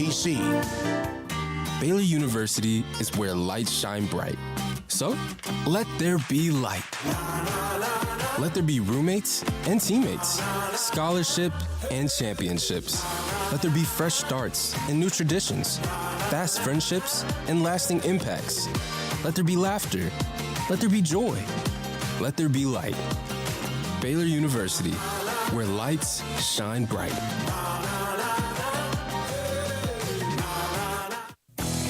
Three Nations Brewing Company has 16 different beers on draft with a new beer every Friday. It also offers 2 air-conditioned tap rooms, a large indoor beer hall, a second-floor mezzanine offering a great overview of the brewing company and equipment and patio where you can relax under the shade. Plus, you can now experience the new Three Nations Beer Garden Grill on our shaded patio. Grab a cold beer and enjoy a bite from our freshly prepared and delicious menu. Street tacos, quesadillas, freshly cooked burgers and dogs, and veggie burgers too. Nachos and so much more, all prepared and cooked on site. So come visit the award-winning Three Nations Brewing Company on East Vandergrift off I-35 in Carrollton. Pizza, burgers, and Bears football. There's no place around Waco that serves them all other than Bubba's 33. Come show your green and gold and enjoy some of Waco's best food and beverages while watching your favorite team, the Bears. When real Bears fans get hungry, Bubba's 33 is the #1 spot for ice-cold drinks, hand-stretched, stone-baked pizzas, and bacon-infused burgers. Join us for indoor or patio dining. Bubba's 33, Waco's restaurant and proud supporter of Baylor Bears football. Sick 'em, Bears. Welcome back to Sick'em 365 Radio. First and goal. He's found 5 different targets. He's going to hand it off. It's Pollard, and he's across for the Dallas touchdown. It's time for our weekly segment with David Hellman of FoxSports.com. All right. We'll have David Hellman, Fox Sports, here momentarily. How about Washington State beating Wisconsin? I know we're going into NFL mode right here. That was a very nice win for the Cougars at Washington State. Tony Altimore sent me a column, some of the Pac-12 wins, and that was one that obviously was nice for them. What was a very cool storyline of that is not only is Washington State got a nice little groove going on right now, but also Nakia Watson, their running back, who was at Wisconsin up until hitting the transfer portal, get to have some success in that game against his old team at his old stadium. So that was a really cool underlying story for Nakia Watson, who plays high school ball here in Texas. All right, we're now joined by David Hellman, FoxSports.com, on the Cowboys 0-1, 19-3, lose to Tampa. And now the news, of course, that came out at the end of the game with Dak Prescott. David, could have gotten any worse? I don't see how. Lord, I mean, unless there's a way to fold the franchise during a game, I mean, that's about as close to a worst case scenario as I could think of. I mean, I've been thinking about this all day. I really do think that was the worst game I've seen the Cowboys. I've been covering. I mean, it's only been 10 years. Obviously, I'm not like this old head. I don't remember the bad years in the 80s or in the early 2000s, but I've covered the team for 10 years. I think that's the worst I've ever seen them play with their starting quarterback. There are a few games where Tony Romo or Dak got knocked out and they had to play with somebody else. But I mean, Dak was in that game for the vast majority of it. I think that's the worst game I've seen them play in 10 years. Not counting games where backups were playing. It was atrocious. And then to lose Dak for half the season on top of that, yeah, man, they got a lot of work to do. Okay, David, so the offensive line played poorly. They couldn't get separation with the wide receivers. The defensive back struggled a little bit. Edge rusher wasn't great last night, unless you're talking about when Micah Parsons was out there. If only there were people who had told the Cowboys that these could be issues coming up on them. Yeah, I mean, it's hilarious. And that's, I don't take any pleasure in being right, because at the end of the day, everything's more fun. More people read my stories and watch my shows and stuff when the Cowboys are good. I'm definitely not happy, but it was just wild how all of those storylines came to play in the first game of the year. It's oh, well, can the receivers do this? No, they can't. Is the offensive line going to be able to handle losing Tyron Smith? Not really. Can Dak Prescott elevate the guys around him? Not really. All of the stuff we spent 6 months worrying about came home to roost in 2 hours. I've never seen anything like it. David, so in terms of now turning the page as best they can, where do you start if you're Mike McCarthy? I'm so glad I'm not Mike McCarthy because, it's easy to joke. I don't envy these guys who have to. I mean, you're professionals. You get paid really well. You have to go and give it your all. I mean, you can't fold the season after one game. Crazier things have happened. Obviously, Dak, they're saying 6 to 8 weeks. So, he's going to play again this year. You got to find a way to make it work. But, man, it does not look easy. So, my guess is they're the Dallas Cowboys. For the time being, I would guess they're going to roll forward with Cooper Rush and see what happens. If that's disastrous, then maybe you talk about doing something crazy, trading or something like that. But I really think they're going to roll forward with the guys they have and see what happens. I think Stephen Jones said it today. Guys like CeeDee Lamb have to step up. I mean, what an atrocious game for him for the first night of his career being the guy. He didn't really look like the guy. I think you roll forward with Cooper Rush. You hope you get more from your young guys. But like I said, it doesn't sound like a fun spot to be. David, I just still can't figure out a lot of the reason why they wholesale did what they did in the offseason. I know that they were upset with Amari Cooper. I know that they were upset with Lyle Collins. But it just didn't seem to me, those two particular decisions, plus the way they approached after making those decisions to replace those guys, were looking too far deep into this roster and saying, are these guys really ready for this? My theory, I've been working on this theory all year. I mean, if you follow my work at all, like I've been harping on this since March. Like I don't understand it. I never have. I thought it was stupid from the get-go. My theory is, one, the Cowboys have a lot of, they would call it confidence. I call it blind optimism, that they can continue to strike gold, where like they find Micah Parsons in the draft, and that's a great story. Whereas most people would say, damn, we really got lucky that we found Micah. We better do what we can to put talent around him. They say, man, we did a great job finding Micah. We can do that year after year, which I think is just incredibly flawed logic.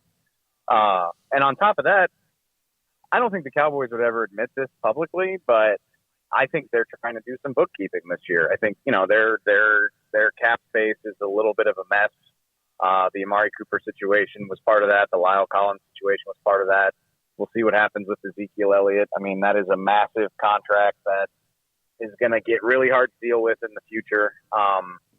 And so, I look at this year as a little bit of a soft reset. I think the Cowboys thought that they could contend for a playoff spot while also shedding some bad weight financially. It doesn't look like they're going to be right about that, but it is only 1 week, so we'll see what happens. All right, so I want to get into CeeDee Lamb, who obviously a great talent, playmaker, whatever. How much does the loss of Amari Cooper affect him? Well, it's not just Amari Cooper. It's Michael Gallup too. That was what always seemed weird to me. Is like, fine, if you want to roll forward with 2 really good receivers instead of 3, that's pretty normal. It's hard to keep 3 great receivers on one roster, but we've all known from the beginning that Michael Gallup wasn't going to be ready for the start of the season. And we've all known that the options behind him and CD were not awe-inspiring, and they didn't seem to care. And so, you looked at it, I haven't had time to go back and watch the film, but I promise you're going to see a lot of Tampa Bay DBs doubling CD. When that's the only guy that you really have to worry about, and you can see it. It's always bad when you can see it live. Like when you can see Tampa Bay DBs like giving cushion because they know that the undrafted rookie free agent isn't somebody that they have to honor or respect, or when they can sit on Dalton Schultz and take him out of a play because he's one of the only options in the route tree. That's problematic. So, yeah, CeeDee Lamb, you got to win when you're the focal point, and that's what great receivers do, but you also need enough help that teams can't completely cripple the offense by taking you out of it, because there aren't very many receivers in the world who can still excel when a defense is completely selling out to stop you. You got to have enough help, and and that's not to let CD off the hook completely. He played terribly last night. He had 2 drops. He didn't make the most of the opportunities that he did get. But I don't know if there's enough guys with him that'll really make a defense give him any sort of consistent looks. David, I don't know if Mike McCarthy is the right guy to lead the Cowboys back to the promised land. I don't think anybody can say that they do or don't. But if the Cowboys really did, and they didn't want him on the hot seat, this is either a year where they kind of were ready for all comers and are going to let Mike skate by, because none of this is really his fault unless he was a major part of these personnel decisions, saying, no, I think we're good with the guys we have depth-wise. Yeah, it's hard to know the answer to that. Mike McCarthy will be the first one to tell you that he's never had more say in personnel than he does right now. He'll be the first guy to say that. But also, there's a lot of people in that hierarchy, and Mike McCarthy's just a piece of it. I don't know if Mike McCarthy has sway to say, no, don't do that. We need that guy. I don't know if he's at that point. But at the same time, he's not going to say that publicly. And that's why I kind of laughed when Jerry Jones started the season off by saying, stop questioning Mike McCarthy. It's like, well, that was pretty atrocious. And by the way, the things that were in Mike McCarthy's role didn't look a whole lot better either. Again, it's not like we lost Dak on the first possession of the game. Dak got hurt with 5 minutes to play. We got a pretty long look at the team they wanted us to see. And the penalties were still there. The offense was stuttering. Some of the play calling choices and clock management choice, like it all looked pretty much the same. So it's easy to say somebody's not on the hot seat in August, but after 2 months of this, we'll see. We'll see how true that holds. David, what was going through your mind when Dak came up hurt? Something along the lines of "Here we go again." Yeah. And honestly, I mean, if you want me to be real honest, and I mean, I feel terribly for Dak. I know how badly he wants to be great, and obviously injuries are awful. But like from a selfish perspective, again, I'm out here in LA this season, so I mean, last night was kind of surreal for me because I was watching on TV like everybody else. And I'll be honest, I had a selfish moment where I was like, man, I'm glad I don't have to be around what's coming every day. That sounds like, I mean, and it's early to say. Like I said, I mean, Dak will be back at some point. We can't completely write the season off yet. But if you're asking me what I thought when it happened, I was like, well, here comes 4 more months of absolute misery, just like 2015 and 2020. Yeah, Dak, was it Curse? Yeah. And Connor McGovern, who was supposed to do the backup anyway. Yeah. Yeah, I mean, they lost. And, I mean, it sounds like Curse kind of dodged a bullet. They're saying maybe only 2 to 4 weeks for him. But, yeah, they lost the franchise quarterback, the heartbeat of the defense, or at least one of them. And yeah, a key piece of their offensive line depth on top of playing terribly and on top of starting the season with a loss. I mean, like I said at the top, I mean, I don't think you could draw up a worse start to a season in the last. Yeah, it was. You know, one of the things, even when they were losing, they always had a dynamic. It seems like they've all now. The Dak got hurt that one year was a 2020, but when they've been a team that was going to score, they're going to score some points, and this is something that, you know, I always look at. I've seen other teams in the division have just been awful, atrocious with their offense at times, and then I was watching. I was like, where's the spark? And give Tampa Bay a lot of credit for that, but it was a combination of you can't have a spark if there's no match and something to light it with, right? So, oh well. Yeah, great point. Dave, you got? Yeah, I just thought I texted you last night. The only way this game could get worse is if Micah Parsons got kidnapped by drug lords and like the little girl in Man on Fire, and they had to send Denzel in after him. I mean, it was so bad, and every single thing, like you said, happened in 2 hours of what everybody was just wondering if this is going to happen. Yeah. Yeah, I mean, I guess if you're looking for bright side, I mean, I give the Dallas defense a lot of credit, too. I mean, it's not their best game ever, but Micah still looks like that dude.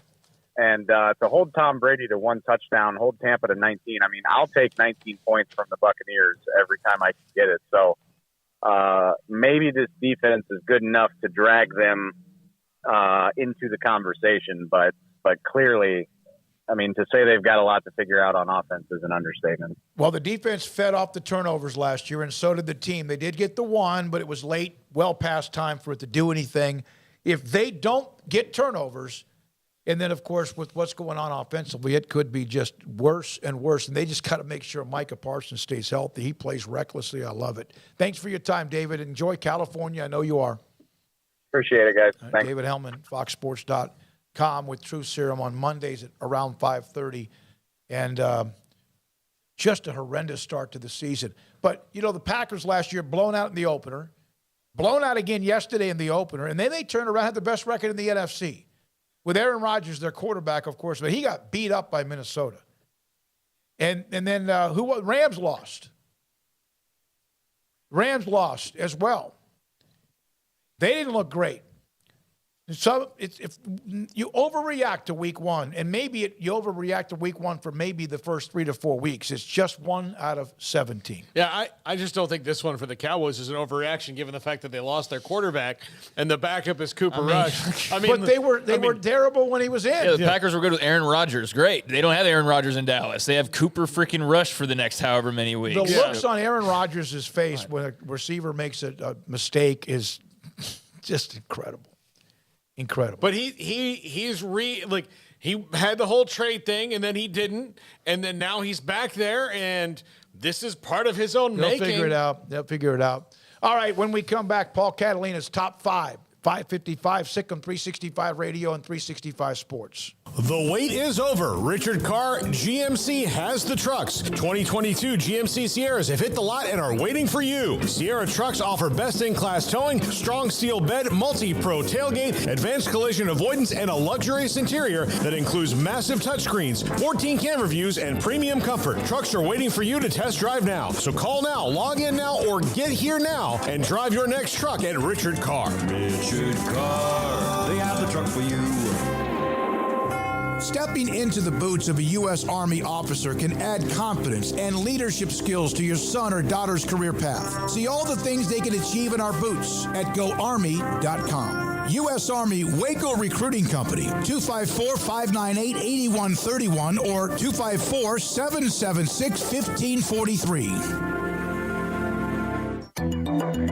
It takes time to reach goals. It's a truth that applies to more than sports. It goes for your financial goals as well. You work hard for your money, and you deserve an investment strategy that lines up with your game plan. And Tom Albers, your Edward Jones financial advisor, can help. If your financial investments aren't putting forth the effort you desire, stop by today for a financial review. Tom Albers, 4301 Lakeshore Drive, 254-776-7605. Edward Jones, member SIPC. From the first workout to the last practice, sports is an incredible challenge. Hi, this is Dan Ingham with the First National Bank of Central Texas, and we're proud to support each athlete, every parent, and our educators. From families, small businesses, to the biggest industry, we're here to help. With remarkable products like First Free Checking, we've got banking ideas that fuel big dreams. The First National Bank of Central Texas. Familiar faces making local decisions. Member FDIC, Equal Housing Lender.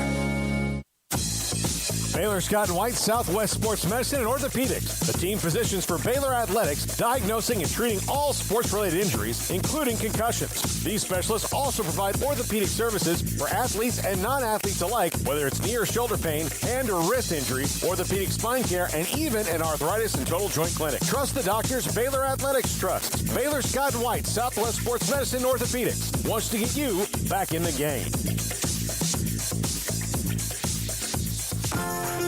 Automatic Chef Canteen is a full-service micro-market vending and office coffee provider with state-of-the-art vending equipment, a wide variety of products, and offering custom-fitted micro-market vending office coffee solutions for your employee break room.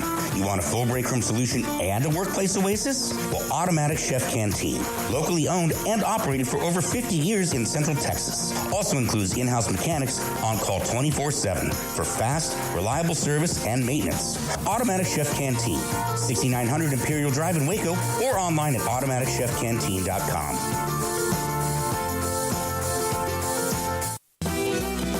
Shorty's Pizza Shack at 12th and Bagby is a homegrown, locally owned pizza place that's out of this world. Everything from the dough, the sauce, the sausage topping is made fresh in-house. Not to mention the amazing pizza pillows, the chicken wings are to die for. Try the Sikkim sauce, chili cheese fries or tots, plus great specials on food and drink every single day. Shorty's is also the perfect spot to watch the game with your friends. Shorty's Pizza Shack at 12th and Bagby. Tell them Paul sent you by.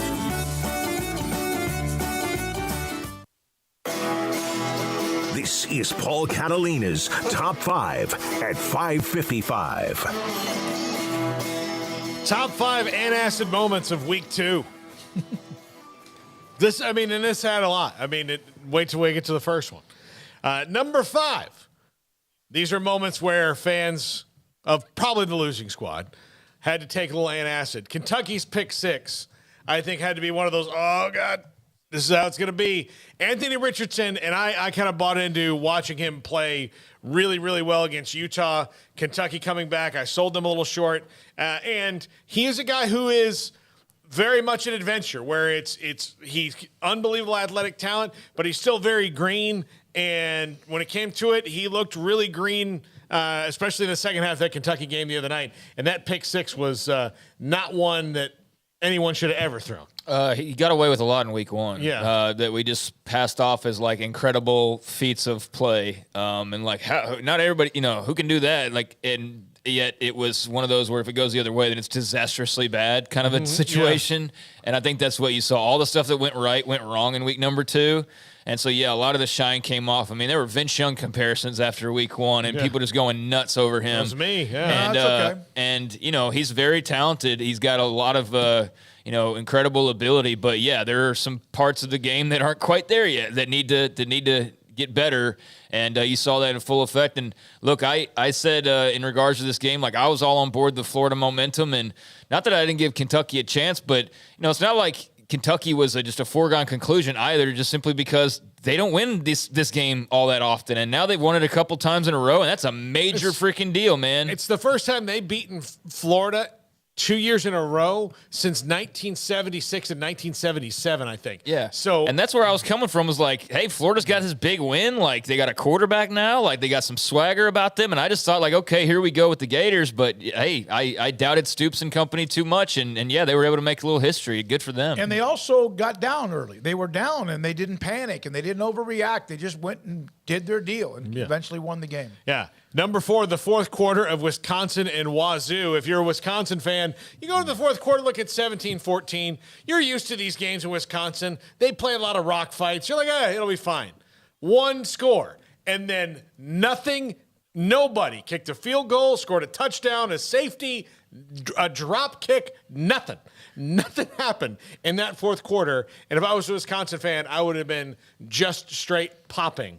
Prilosec. Prilosec. Okay. Oh, God. Off-brand? Oh, God. How do you say that long word that is? Omeprazole. Yeah. Omeprazole, yes. Yeah, no, that was a huge win for Wazoo. Did not see that one coming by any stretch of the imagination, especially not on the, at Camp Randall. I mean, that was, I think, the craziest part was that they did that on the road. But, yeah, just a massive win. And I don't know. Wisconsin's just so steady always. And, yeah, they're never perfect. I mean, but this is not a game that I think many people had circled as one that they were going to fall in. And so to see that was pretty shocking on Saturday. Yeah. Number 3, Stephen Gilmore's pick 6 for Marshall. I would think that was when many people in South Bend said, I think I got to go to the bathroom. I just need a minute. This is not going well. And those games are the ones where, if you're Notre Dame, you're playing Marshall, you think like, okay, this is good, but our team has the athletes to make a couple plays, get out of this, go, woo, man, those guys really played hard. Thanks for coming in, Marshall. But this was a moment where you could tell in the game where it popped the whole bubble. And that was it. They weren't coming back from this. They were down 2 scores at this point, and to get 1 score takes Notre Dame a long time this year based on that offense. So getting 2 in the fourth quarter just wasn't going to happen. I need to admit something about this game. I saw the score, and I said, that's cute. I did. And, of course, I should have been, I don't know which ended first, a time, kickoff, whatever, Appalachian State, because Georgia Southern was later. And I was like, that's cute. The Notre Dame will find a way to win the game. And then I saw the score as final. So I said, oh, my God, did Marshall score at the very end? They were up 2 touchdowns. Yeah. I mean, it's not like this was like some kind of a miraculous thing. They were up 2 scores, and Notre Dame scored last to cut it to 6 points. Yeah. This one may have been more Advil than antacid or both, but the non-safety call in Texas versus Bama, I mean, that one, because you're already excited, you're already pumped up, but this might have been one of the first times in the history of the University of Texas where the brand they were playing outshone them. Oh, my God. I mean, it's true. You might be right, yeah. And they outshone them. So even the referees from your own conference were like, well, it's Bama. I mean, I'm sure we got it right, when nothing about that call was right. It wasn't roughing the passer. It wasn't unnecessary roughness. It wasn't, I mean, all of it was wrong. Targeting, all that stuff, whatever. And because they called that, they could not even discuss the safety, right? They can't even intentional grounded is apparently not even is something where you cannot review that. Yeah. So yeah, they just messed it up. So I think this was Texas seeing how the other half lives, because again, it's Alabama, and part of it is things go your way when you're great, and Alabama's been great, not just good for a long time. So things go your way, and this is what happened to Alabama in that particular call. Yeah, I think it's a shame that calls like this happen. I mean, I think that you should hope that the referees are there's going to be certain judgment calls they don't get, but like this is pretty clear. Like that's a pretty egregious error, in hindsight, especially given how close that game was. But yeah, it's crazy to kind of. I know Texas taking their lumps before officiating wise, and that's always been to their benefit. But yeah, that's definitely one you have every right to be salty about after Saturday. Yeah, and number 1. The entire game, Texas A&M versus App State, I watched all of it, pretty much all of it. And from the beginning, Texas A&M was totally checked out and did not really, I don't think they really got until they missed that field goal at the end that App State came to play. That they really did. It just seemed to me like they were, all right, and if you're, I watched Twitter during that game and just Aggie fans going nuclear about many different things. Jimbo in his play calling, not taking chances. Why don't you just let Max Johnson play for a minute? Just for a minute, just to see how it feels. And then that's it. But none of that happened. Yeah, I wasn't surprised that App State played well. I was surprised by the rest of it. I mean, to be that ill-equipped and ill-prepared, it seemed like on the A&M side of things, you chalk that up to and you lay that at Jimbo's feet, but I just don't know how you allow that to happen. And maybe it's the money that you just feel so comfortable that, we'll roll over App State and your recruiting rankings and all of that. But I don't know.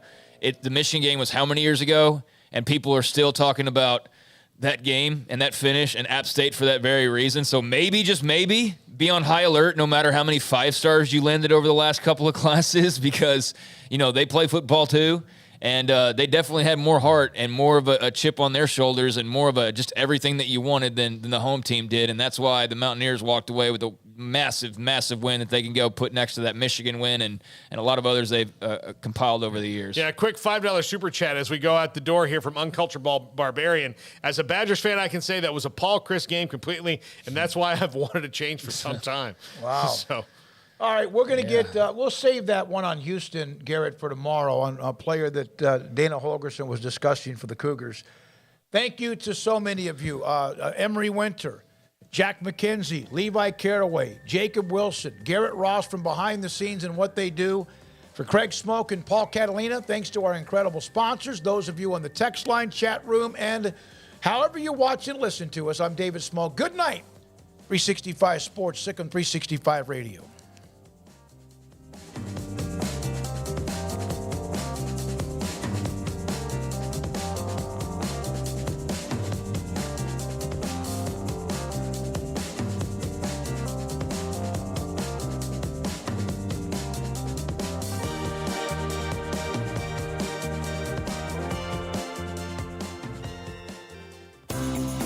Ideal MRI is a small family business right here in Central Texas. We're open to support you while lowering the cost of healthcare bills. When you need an MRI, ask your doctor for an Ideal MRI. Visit us at idealmri.com or call us at 833-IDEAL-MRI.